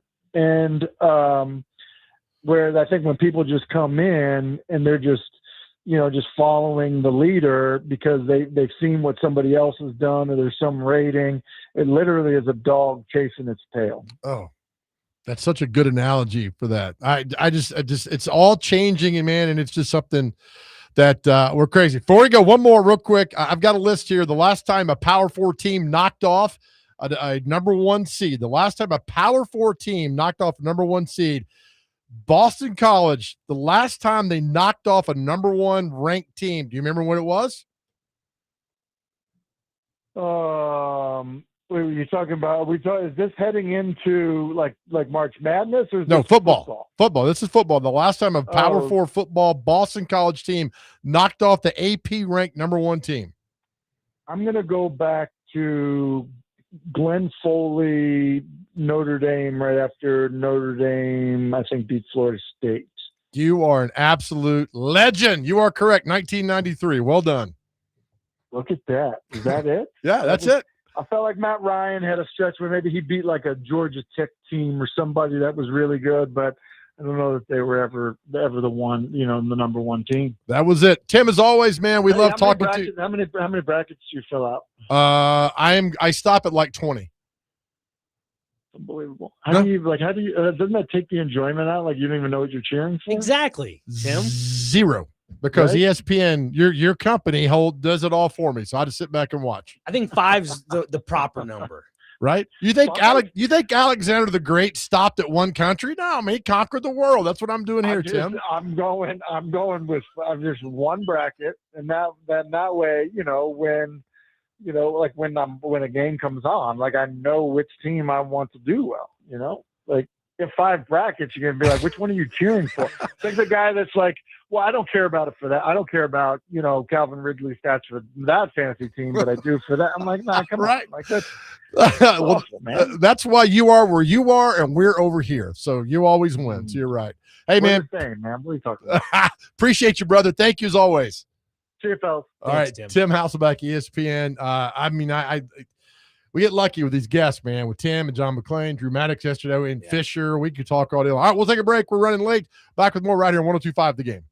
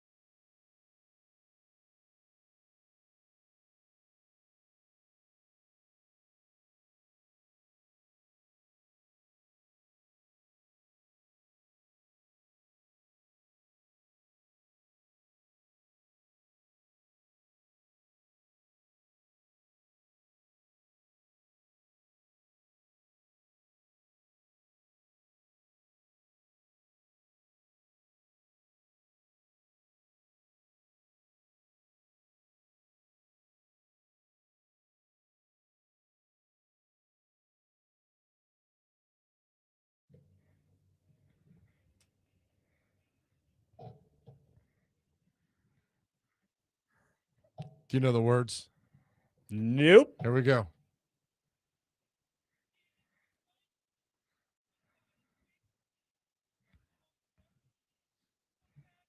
Such a good song. To be free. When he sang this last August at Ascend, it was, this sounds odd. Follow me here. It was almost a spiritual experience for me that night. Really? There's 6,000 people were singing this song at the top of their lungs. You've heard it, and he's on stage singing it. It was a perfect night. I mean, and this was the ending song, and it was like this. How many times I've heard this song? A gazillion. Yeah. At different places in my life, and it was just crazy. So Christopher Cross. I'm curious now because you mentioned stadiums and concerts. I feel like it is a euphoric feeling when you hear somebody sing the music back to you, and you just got to be you right. turn the mic off and just listen to the crowd go. I mean, it's got to be. There's that clip of Bryan Adams, the song, "Baby, You're All That I Need," lying here in heaven, and then they start singing like 40,000 people. It is, you get chills listening to that, and so that's kind of what that is. But that was a spiritual experience, which leads into our question of the day. And you guys are fantastic. Our question today is, what do you think is the single greatest line ever in music? The single, not the song, not 8 verses, whatever, or not the music.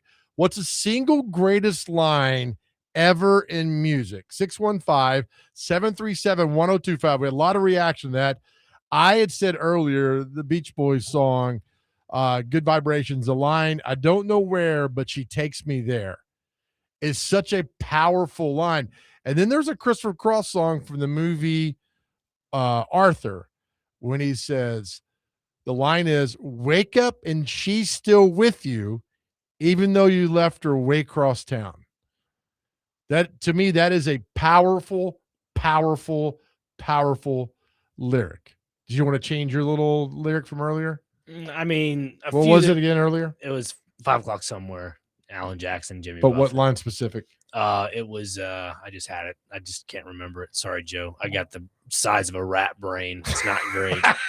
Just to be honest with you. All right. So it's like 12:30. Yeah, all that fun. It's 5 o'clock somewhere. Yeah, exactly. Right. We got a lot of the other one I was thinking was the David Allen Coe song.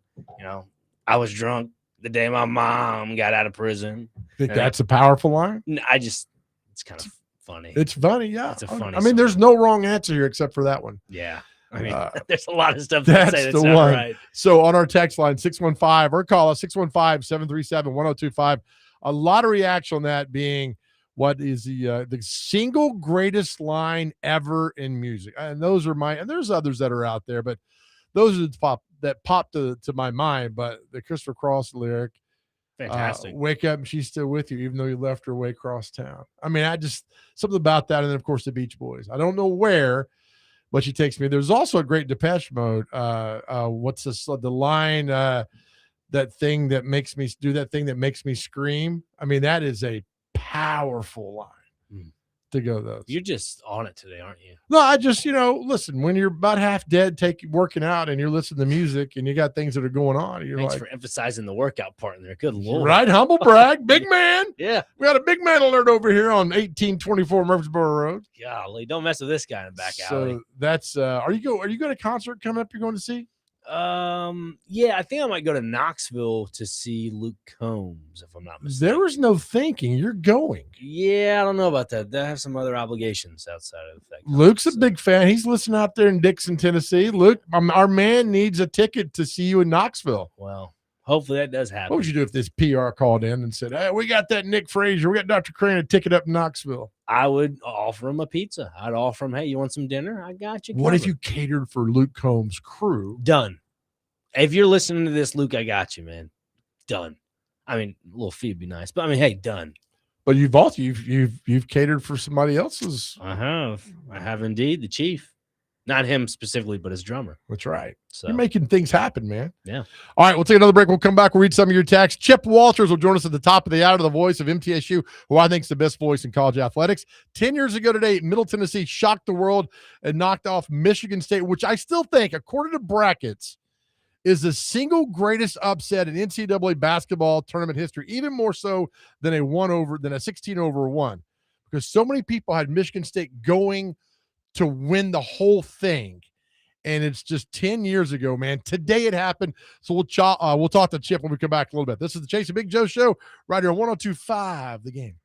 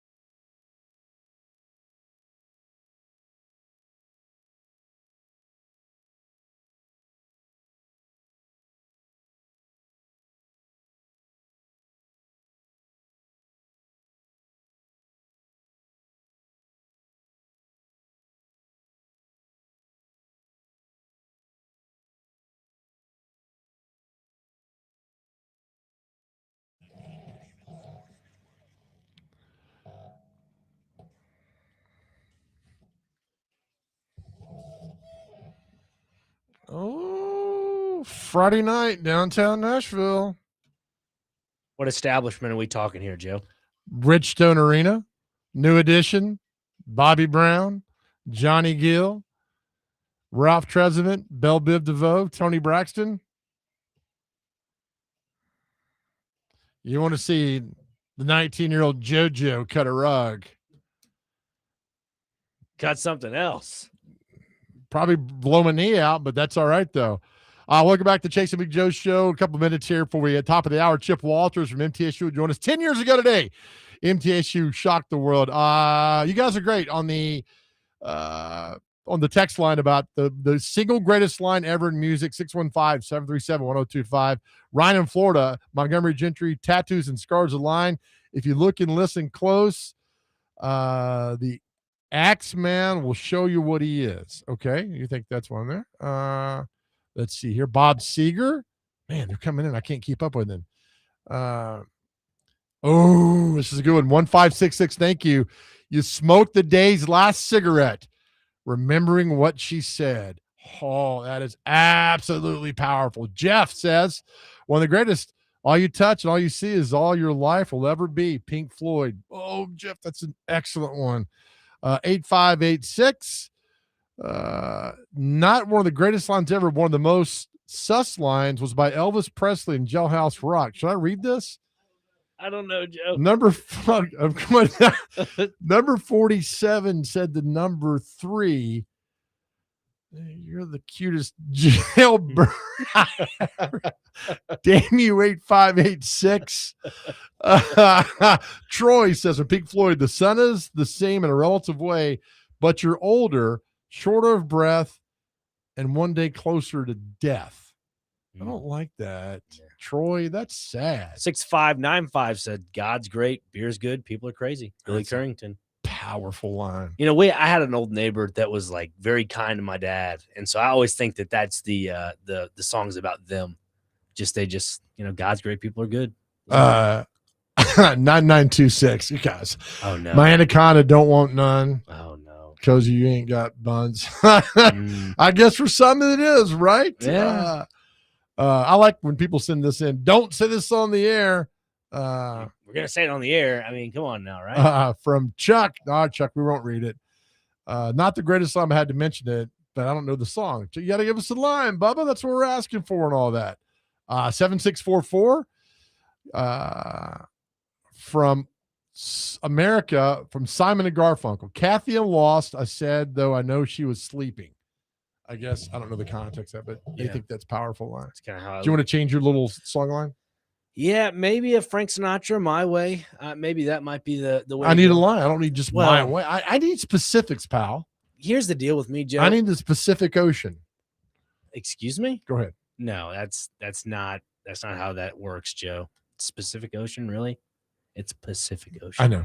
I hope you know. That's the joke, bud. Okay. Well, Brandon, Brandon, you warned me earlier for the show about this guy, didn't you, Brandon? I do have mind if it helps save this a little bit, actually. Please. What do you mean save? Hold on. What do you mean save this? Against the Wind. Bob Sager. Wish I didn't know now what I didn't know then. Okay.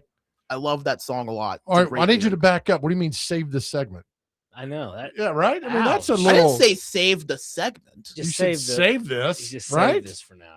Right? I mean, I get it, man. We're not, I never said we were good. Am I having a gallbladder attack? That hurt, man. In 3 You're years. Not good. You're great. 3 years of the show, I never said we were good. And I still don't know why people listen. I really don't know why from 12 to 3 they listen, but because it's a 3-hour taxi ride. That hurts, man. That's like, it wasn't bad. That's like when I come home, when I was in high school, I come home, my mom says, I'm not mad at you.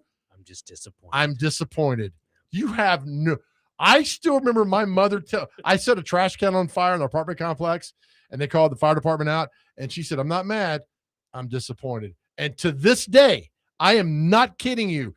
To this day, that still drives me to do better because once you disappoint your parents, my mother's been gone 15 years. I could still hear that voice like, you absolute idiot, right? So I get it, but damn, and that was deep from Brando, right? It's a little deep cut, actually. When I said save this, I meant Dr. Crane from getting lambasted over the air. Now you're cussing, lambasted? No. Is that a cuss word? I don't think so. No. it is radio friendly. That's a big word there, Brandon. All right. Oh, yeah. Brandon, you might be too smart for this show. I We need to move you on. All right, we'll take a break. Again, we love all the interaction on our text line and calls. I'm telling you, we have the best listeners from noon to 3. I mean, all day long. You guys are great, but really thank you and appreciate you guys for laughing with us every day. We'll come back. Chip Walters, I think the best voice in college athletics, will join us next. 10 years ago today, MTSU shocked the world, which I still think is the greatest basketball upset in college of all time. He'll join us next. This is the Chase and Big Joe Show right here on 102.5 The Game.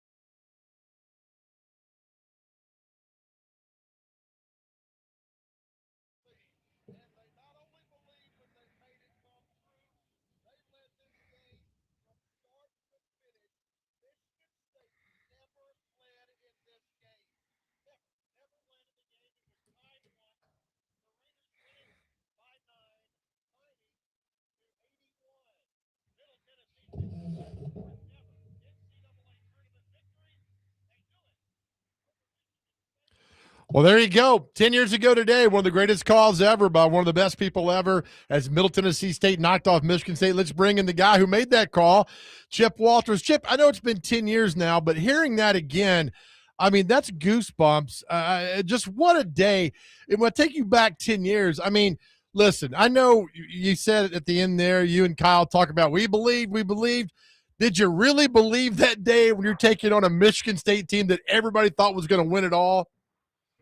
Well, I tell you, the team did for sure, and you know we had been around them during practice, and I remember Ronnie Hamilton, who was an assistant coach on that staff. He had the scouting report. He was the one who put it together, and I remember him coming to Kermit at one point that week and said, "Coach, we got a shot at these guys." And you know, when you go back and you look at the makeup of that team, it was, you know, with Reggie Upshaw, Giddy Potts, and Perrin Buford, and Darnell Harris, and Jaquan Raymond, who started that game. They, you know, they had gone through a tough schedule, but you know, they had a couple of tough losses at the end of the regular season. Lost a game against UAB and lost one against Western Kentucky, but the loss to Western Kentucky really stung. I remember it was like a 3-point game. They came back, beat Marshall, then won a couple of games on the road and took them into the conference tournament and went through the conference tournament and had to play a really good Old Dominion team in the championship game.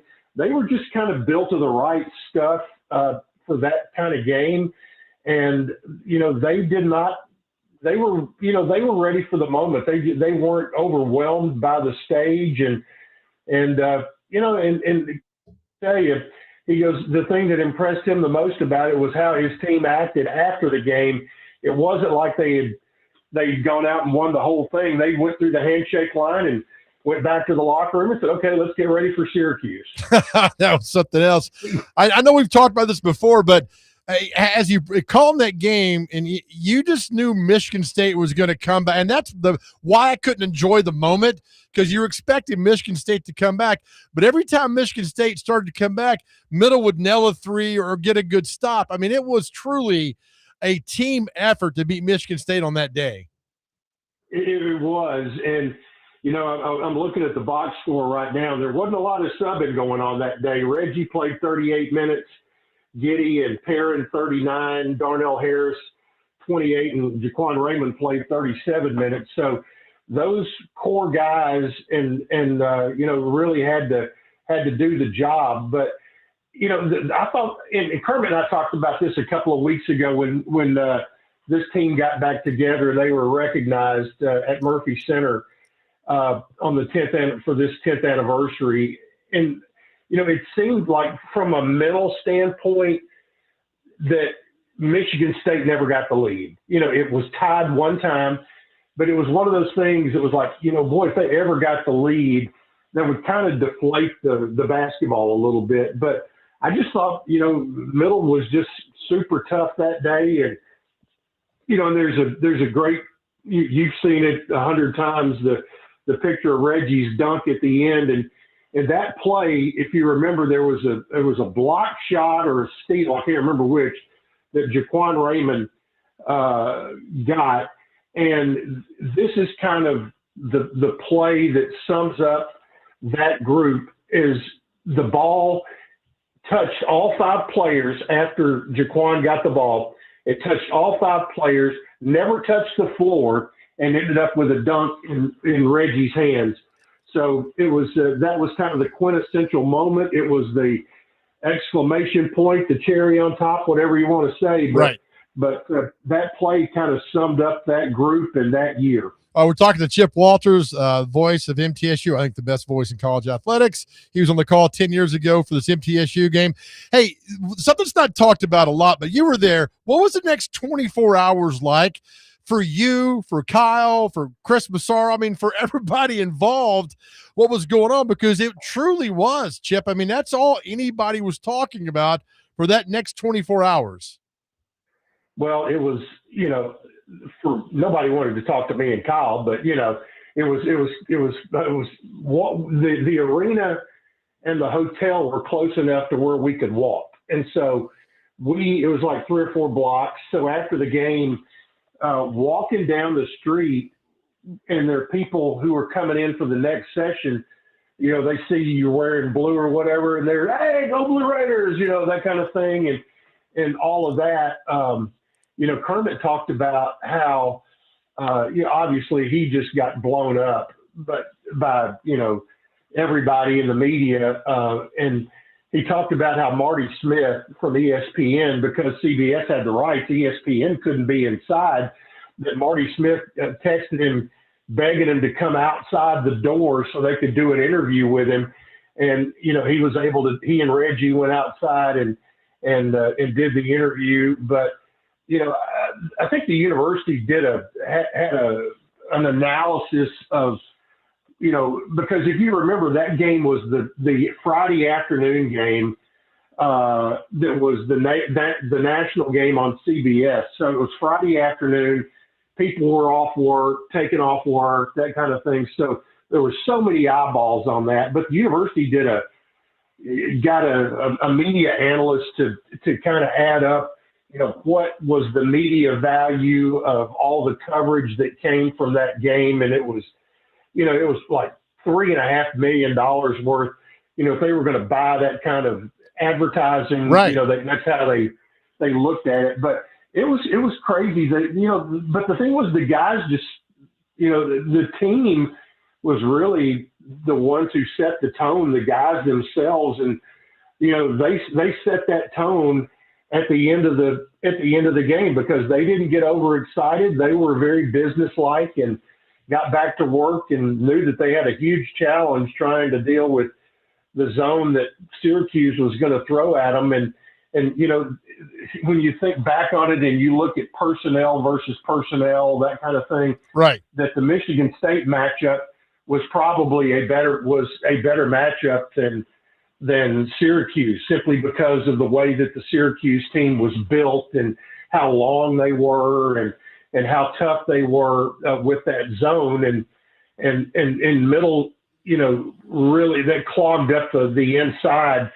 and it was hard to make a living with the 3-point shot against Syracuse. So that being said, it was, the fans, of course, were going crazy, and the ones who weren't there on Friday, were on the interstate back to St. Louis for the Sunday game. But it was an incredible time, and part of it's still a blur. But sure, I think back to my freshman year in college, and that just happened to be the year we beat Kentucky at Vanderbilt, and that was all kind of a blur as well, because you played Kentucky on a Thursday night and came back on Saturday to play Louisville at Memorial Gym. So, those are just things that, I hope I never lose those memories. And it was just a real honor to be there and be part of it that day.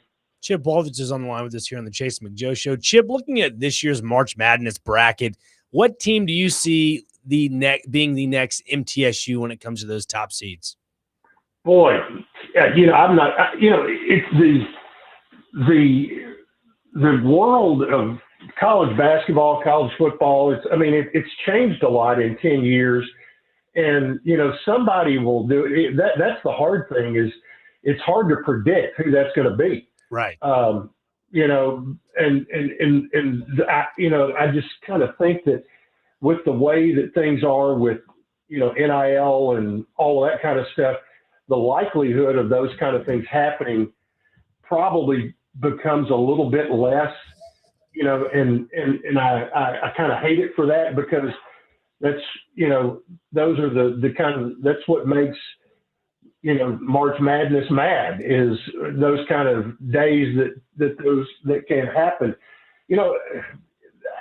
It's going to be interesting to see, we're like, I'm looking forward to seeing Miami of Ohio tonight to see how they are being able to stack up. They're coming off their only loss. Is that going to affect them, or are the Blue Bloods going to rule the day? It's that's why you play it. That's why we watch, and that's why we look forward to this every year. Yeah, the two seed versus the 15 seed, which is the game you were calling 10 years ago today. Yep. A team that's here in the local market, Tennessee State University, a 15 seed led by Nolan Smith. I mean, that looks like a potential upset in the making in some aspects.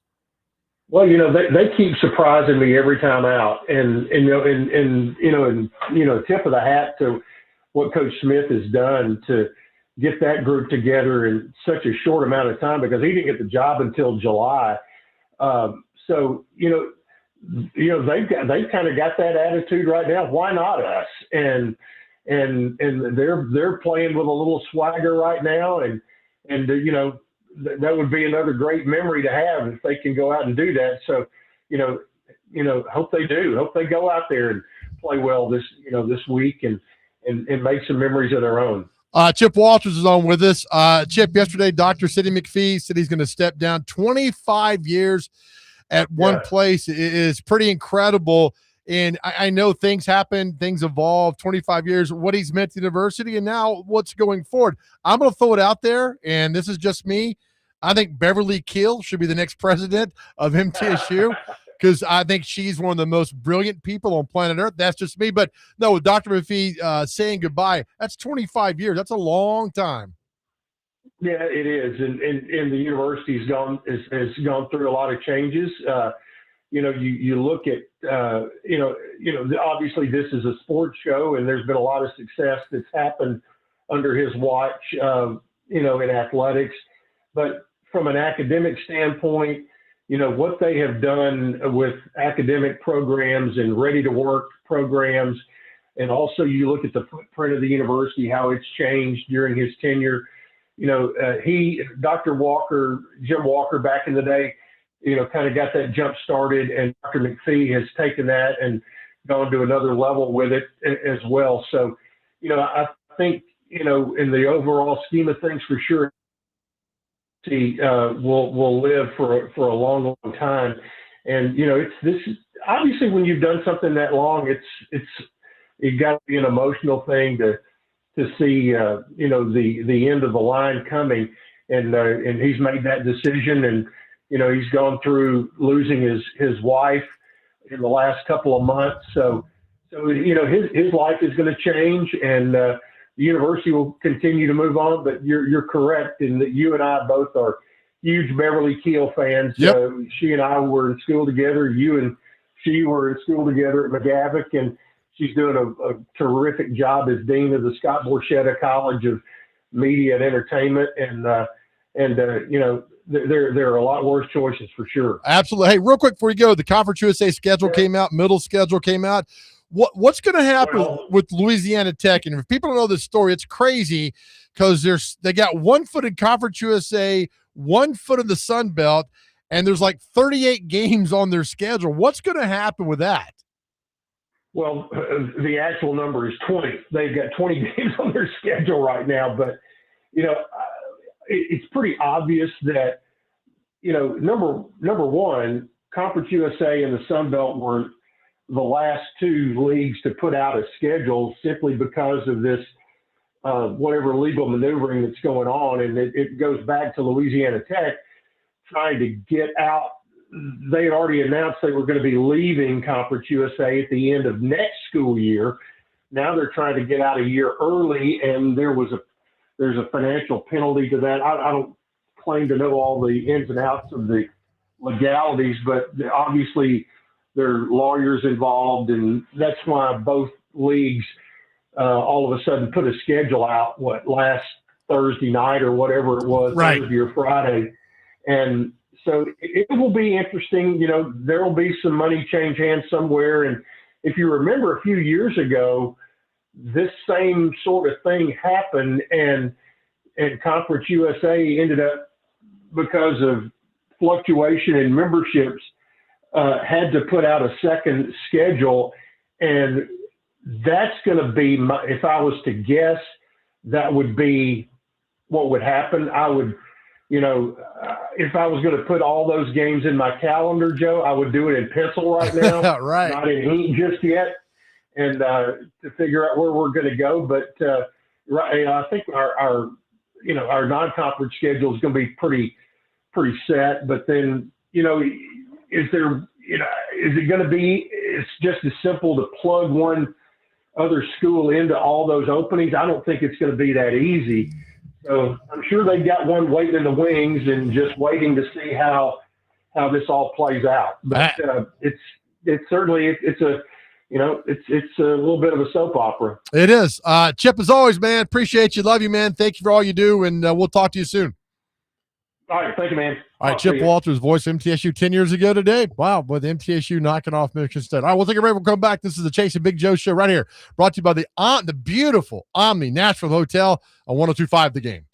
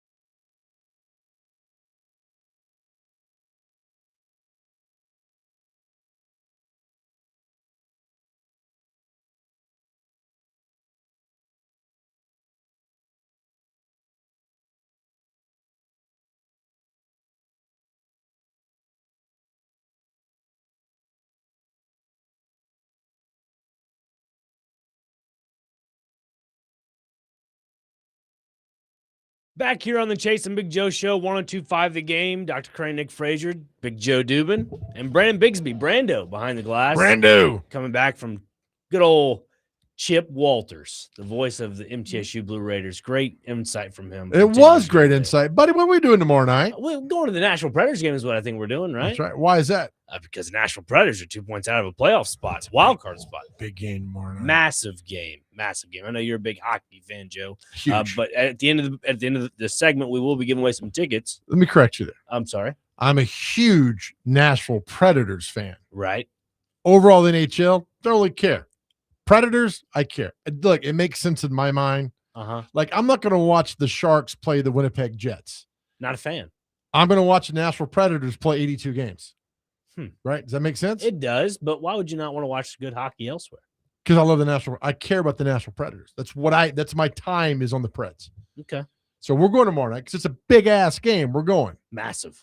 Right? Massive. Yeah. But no, the Preds, they take on the Seattle Kraken. You said Winnipeg Jets. Excuse me. They won last night against the Winnipeg Jets 4-3 in a shootout. And that was a fun game to watch. I was kind of simulcasting on my screen last night, Joe, watching the MLB, or not MLB, but WBC and the Preds game. Right. Just back and forth. But overall, no, the Preds played a good one last night. They got 2 points, and they got to close the gap now. That's the big point, is they have to close the gap. Who made the I was asleep, but who made was it O'Reilly that made the goal? Ryan O'Reilly. Yeah. Ryan O'Reilly. No. Big fan. Hey, yeah, a massive fan. Didn't know he was I guess an artist in some aspects, not actual artwork, but for music. I don't He's know a part that. of like a kids band. To score goals. That's Yeah. great. Be all the bands you want to score goals, get in the playoffs. Right. That's all I care about to do Well, that. I think a lot of Nashville Predators fans, like there's been that giant divide of, all right, just break it down to the studs and just rebuild, start from ground zero. Right. There's other people that are, I'd say I'd include myself, maybe you. I don't know. I've been on this train since November of just saying this team's going to make the playoffs regardless of whatever team they put You out have. there on You've been on very ice. adamant about that. And I think they will. I think we're all on the same page now that if they can win tomorrow night, they are definitely one of those teams that can make it in there for sure. There's I forget what comedy show it was about. They tried, it wasn't The Office, but it was a show where like they kept trying to get this guy to leave. Every time he turned around, he'd end up being there. It's like, I thought you left, and he keeps showing up. That's the Preds in the playoffs. Yeah. Like, they're done. The They're- Simpsons? No, like they're done. No, it's like a real thing. Like they're done, and like they just keep showing up. If they get in the playoffs, we asked Greg Wyshynski about that. I mean, does Barry Trotz get the right to beat his chest? Absolutely. Yeah, right. I said it a couple weeks ago that if Barry Trotz got everybody into this, he can get them out of this. I hope. Because he's the one that made all these moves. And again, it was kind of the moves that were cut from a different cloth. It was just different. He went unorthodox method of just signing all these guys to long-term deals and saying, hey, we're going to do it this way. It's like Right. my way or the highway. And I was cool with that. I think it was an aggressive approach. A lot of people at the time being were like, yeah, this is great. This is something different Mhm. from the Poyle era. This is something different from what we've done in the past. Yep. Let's stick to it. Sure, it hasn't worked out the way people thought it would, but yet they're 2 points out of a wild card spot. And let's be honest here. Let's be honest. If you look at that, Be honest. that division with Dallas, Colorado, and Minnesota? Minnesota, thank you. Not too far off. 94 and 91 points. That's the separation from first to second. Yeah, not too shabby. So are you giving something away? Yes. What are you giving I was away? just getting adamant in the conversation, Joe. But You yes, are. we are going to give away some Preds tickets. So caller number Let's go 4. Caller number 4. If you are caller number 4, Which game is this? For tomorrow night against No Seattle. way. Is Yeah. it really? Yeah. It's Okay. for tomorrow night against the Seattle Kraken. So it'll be a fun one. Puck drops at 7. So if you're caller number 4, you'll be the lucky winner. So What's the number? you can 615-737-1025. Brandon Bigsby will answer that phone and he'll say, hey, you know what? You're the lucky winner. Number 4. So caller number 4, 615-737-1025. You're going to hang out with, you're not going to hang out with us, but we might see at the arena tomorrow night as we go down there, and it's a Maybe huge an game. autograph. That arena needs to be packed Yeah. and loud because this hockey team is still fighting, and I absolutely love it. All right, we come back this weekend. Something very cool is happening at one of our favorite places called the Putting Zone. ESPN is coming to town for the World Indoor Putting Championship. I think that's correct. Yeah. That's going to air in July or August. This is a big deal, and we want to get you guys all the information about this. So we'll talk to the owner of the Putting Zone coming up next right here. This is the Chase and Big Joe Show on 102.5 The Game.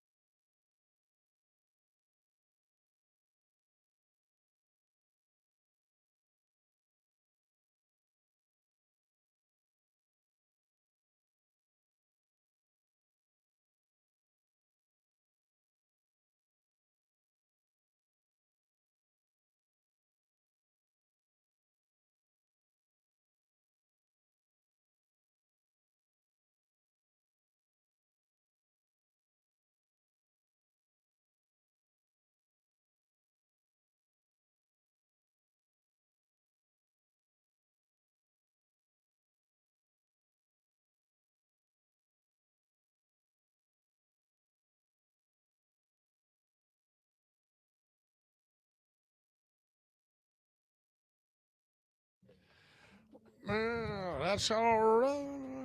Oh, you had to do it to me. You had to pray Elvis. I was about out of here today. Now that's man.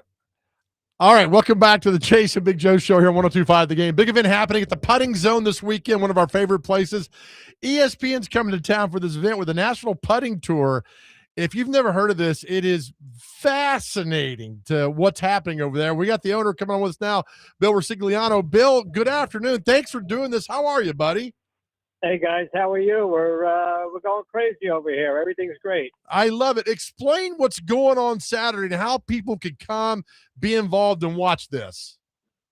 Yeah, so Saturday, March 21st at 3 o'clock in the afternoon, we are hosting the largest professional putting tournament in North America.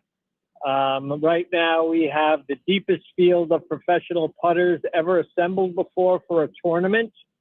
Prize money has reached $26,500 with a $10,000 first place check. And we've got close to 100 entrants between amateurs and professionals. So it's going to be wild. The professionals have been here all week practicing and mapping out the course. It is a sight to see, I will tell you. I love it. And disclaimer again, we did the day we were over there. This is not mini golf. There's no clown's mouth, no windmill. We did the course. I mean, it is perfect. And this is professional indoor putting, which is kind of taken over. All right. So Saturday, spectators are invited, correct? Yeah, for a you can reserve a spot at one of our tables in the Dogleg Lounge for $20, or you can reserve a seat around the course. We have 116 seats. It's set up like a stadium where you can watch play take place. Wow. So for either that 20 or $25, you can watch, but it also includes an all-you-can-eat buffet for 6 hours. So what a deal, right? 20, $25 eats your heart out. Heck yeah, it is. I love to hear that, Bill. One, because when we were there a few weeks ago, I found out that you were the one that was behind the design of the course. You were the one that put up all the rocks on the rock wall there. You're a man of the people. I love the thought behind your entire process with this. My big question is, when it comes to the tournament, are you going to allow broomstick putters, or is it all mallet putters? You can put any kind of putter you want. Some of these guys have putters that they've had for 50 years, and you bring your putter. These guys are bringing their own golf balls too. So they're kind of fickle in what they do, but it is a fascinating endeavor to watch these guys. They have books in their hands. They map out the course. It's a fascinating process. I'm very excited to be able to watch these guys do their craft. And right now, as the largest putting tournament in North America, we basically are, and Nashville now is the putting capital of the world. I love to hear that. And again, looking at the mapping out of the course, you have the white dots in the fairways and near the front parts of the green. Do those apply to this tournament or no? Absolutely. We have to keep the integrity of the course and the way that it's played. This is the world's first 18-hole par 72 professional course that's ever been built, and it's the only one that exists in the world right now. It's not a miniature golf course. There are no clown heads or windmills. This is pure putting. A low handicap, even a pro golfer will definitely be able to come in here, enhance their skills putting when they get out on the course.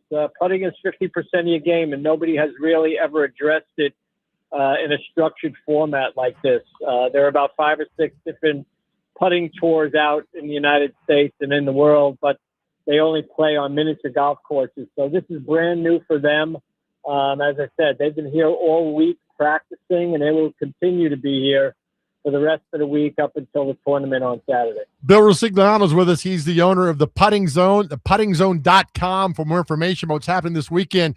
Bill, when ESPN approached you and they wanted to do this, I mean, what a moment that had to be for you, right? Yeah, we're actually partnered with the National Putting Tour with the founder, Brock Gillespie. Brock Gillespie does an ESPN show every year for his putting tour. and he happened to be up in Kentucky at another mini golf tournament, and I just happened to give him a call. He came down, he saw the facility, and it was instant, like, oh, we're having the next ESPN show here. So this all gets filmed. It all gets filmed on Saturday. Then it gets edited and stuff, and then it gets shown on ESPN2, ESPN News, ESPN 8, The Ocho, in August. So it's very exciting for us. We've only been open for 3 months, and imagine we've got the largest putting tournament in North America, and we're going to be on ESPN. I mean, what a coup that is, huh? Oh, it's great. The night we were there that you were so gracious, we came out there, there was a guy that drove 6 hours. Yeah, from Charlotte. Because he'd gotten word about this. Oh, there's guys here now that are from California. There's guys coming all over North America. I think we've got 4 or 5 Canadians here that have come into play. So it's an international field right now. So very, very stunning, very, very humbling, I would say, is a good word for it. Oh, I love it. I'm going to come out. I'm going to sneak in on Saturday to see this. So if you see me, just ignore me. Absolutely. Oh, that's Absolutely. awesome. And they're going to have that. We're still going to have that 160-foot putt contest here. We're going to raise money for charities too. So not only are we playing golf, and not only can you come here and see the most historic and largest putter collection in the world, we're going to raise money for local charities too. So that's what we're all about. Please tell our amazing radio audience the first guy to sink a 160-foot putt there. Who was the first guy? That would be Joe Durbin. That's right. Good old Joe Durbin sank that 160-foot putt that day and got it done. Big Joe Durbin. Bill, thank you. We love you guys, man. We're going to support you all the way, and I look forward to seeing you on Saturday. Thank you. Sounds great. Look forward to seeing you guys too, and thanks again for the opportunity. Appreciate Absolutely. it. Theputtingzone.com. We were out there a month ago, and Dr. Crane, you were out there as well. Yeah. We had a ball. I mean, it is a lot of fun, and it was nothing like I expected. It was 1,000 times better. And like you said, it's a foolproof par 72 course. I tried it. I was shot 10 over at 82, and then I was like, oh, maybe we can do better the second time. 87. Did not shoot better the second time. Right, but after like the first hole, you're like, all right, I'm going to conquer this thing, and it's so cool and so much fun, and it's really taken off. So I'm really happy for Bill and the gang and John and Kimberly. Correct, yeah. Over there that have done a great job with that, so it's a lot of fun. You have to walk out your putts. Like we tried it over a couple weeks ago. You just don't really see it because you don't have a topographic map at all. You got to fill out the grooves and the fairways and so forth. You can't really cut any corners because that takes out the fun of it. But also, too, it doesn't help you out at all either. Well, and then that guy shows up, and we're like, he was like, I'm like, why is this guy? He's like, yeah, I read about it. I drove from Charlotte to, I was like, what? And he was driving back that night. And he had a notepad of the entire 18-hole course of the topographic map, and he was writing down notes of, oh, this ridge on the left, if you put it there, it'll fall like 2 feet to the right, whatever. Like I thought that was so interesting. And I got his name. It's somewhere in my notes, but overall, I don't care to talk to that guy again. He was I believe a computer engineer. Nerd, whatever. Not a nerd. Look, man, engineer. I'm telling you right now, Joe Durbin chooses his friends wisely. He right? does. Joe Durbin. I mean, I got room for Brando became a friend recently. Yep. So you're a friend of Joe Durbin. So, I mean, I don't have room for a lot of guys. Thank you. Right? Exactly. Brandon don't know what my last name is either. Right? Urban. You related to Keith Urban somehow? Somehow, if that pays me money, hell yeah, I'm related to anybody. Put another shrimp on the butt. But if you go to the nationalputtingtour.com, right, guess what shows up on the front page? Isn't that so cool? The Putting Zone, ESPN2, ESPN 8, The Ocho, ESPN News. Like, that is wild. I mean, there's a national putting tour. And again, don't think you can go out there because you shot under 5 par at Dollywood on their little goofy mini golf course. This is not that. Also, there's no clown except for us. Do you know where the Masters is for the National Putting Tour? I'm going to guess Rayon City. Close, but no cigar. Myrtle Beach. Oh, we need to go to Myrtle Beach. Yeah, we do. I was really curious to see if you'd say if this was going to be a part of the tour now. If this place is going to be a part of the tour going forward. The puttingzone.com, all information you need out there. I'll see you guys out there Saturday. Come back. We'll take a break. Come back. It's the segment that's not going to waste your time. The segment everybody talks about. The segment that is the number 1 seed. Celebrity birthdays. And what day is it? That's next right here on the Chase of Big Joe Show, 102.5 The Game.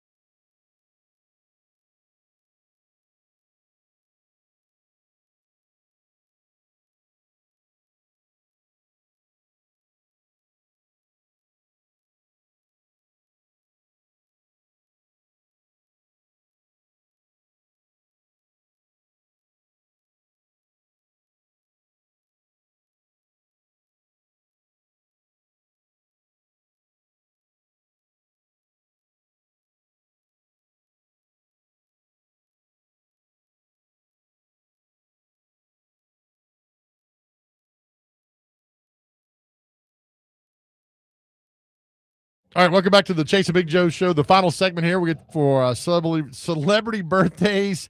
And what day is it? Basically, it's the Chase McCabe and Joe Durbin show. We got a trade in the National Football League just happened and something else. Dr. Crane, what do you got? Yeah, the Philadelphia Eagles are trading for Carolina Panthers quarterback Andy Dalton for a 2027 seventh.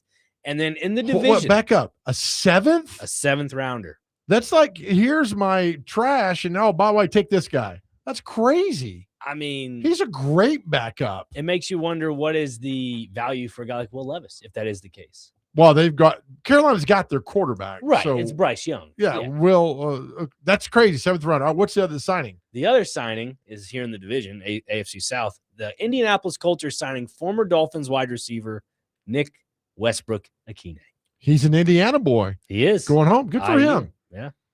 I wonder how productive he'll be in Indianapolis. Probably. I mean, he had like 15 catches 1 year, like 6 touchdowns, something crazy. Also, when he was in Miami, it was almost like, I'm going to enjoy the beach. And you know what? I'm not really going to play that much. I'm getting $3 million. Yeah. You could pay me $3,000. I'd go to the beach and not come back. That's how sad it is. Joe Durbin does not drive a hard bargain. All right, Brando, you ready?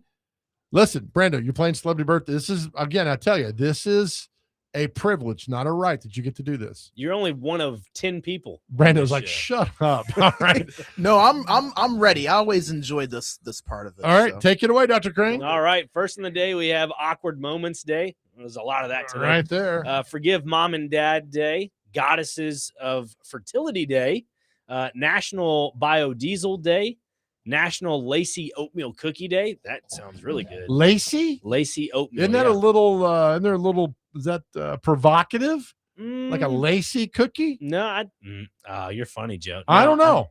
No, this is basically it dates back to the 19th century. The first recipe in 1896 of the Fannie Merritt Farmer Cookbook. Okay. So about the the National Lacy Oatmeal Cookie Day. So it celebrates those cookies. Let's see. Don't want that pop up. Next on the list, we have Supreme Sacrifice Day. So there's that for the ultimate sacrifice, essentially celebrating those that have given the ultimate sacrifice. So, amen, brother. Yeah. Take Down Tobacco National Day of Action. And to wrap it up, very fitting, National Sloppy Joe Day. Is it really? It is. National Sloppy It'd be Joe better Day. if it was Sloppy Joe Durbin Day. That's when you know that it's something special that's happening. Yeah. I'll be damned. All right, time for celebrity birthdays. You got to get these birthdays within 2 years of their actual birth. Brando, you get to go first. First birthday. How old is Olympic skater Bonnie Blair? Bonnie Blair. 33. 39. 62. You guys are way off. Dr. Crane, how old is one of the best fantasy football receivers of all time, Andre Bad Moon Rison? 72. 56. 59. So close. Brando, how old is? I don't know if you want to. I don't think you want to. He won a national championship at McGavick. Not McGavick, at Michigan. Good Lord, Joe. How old is Brian Greasy? 53. 61. 51. Brando's on the board with one. Nick, how old is former Nashville Predator Kimmo Timonen? Ooh, Kimmo Timonen. Let's see. Great dude. If I'm 27. Oh, God, you're adding stuff in your head. 58. 49. 51. Brando's up 2-0. Brando, how old is this? I need help with this last name. He's a catcher. JT Realmuto? Realmuto, yeah. Realmuto? Yeah, Realmuto. I think he's about 34. Yeah, I'm going to go 32. 35. Brando's up 3-0. All right, Dr. Crane, how old is just one of the best actresses, one of the best people, Queen Latifah? 58.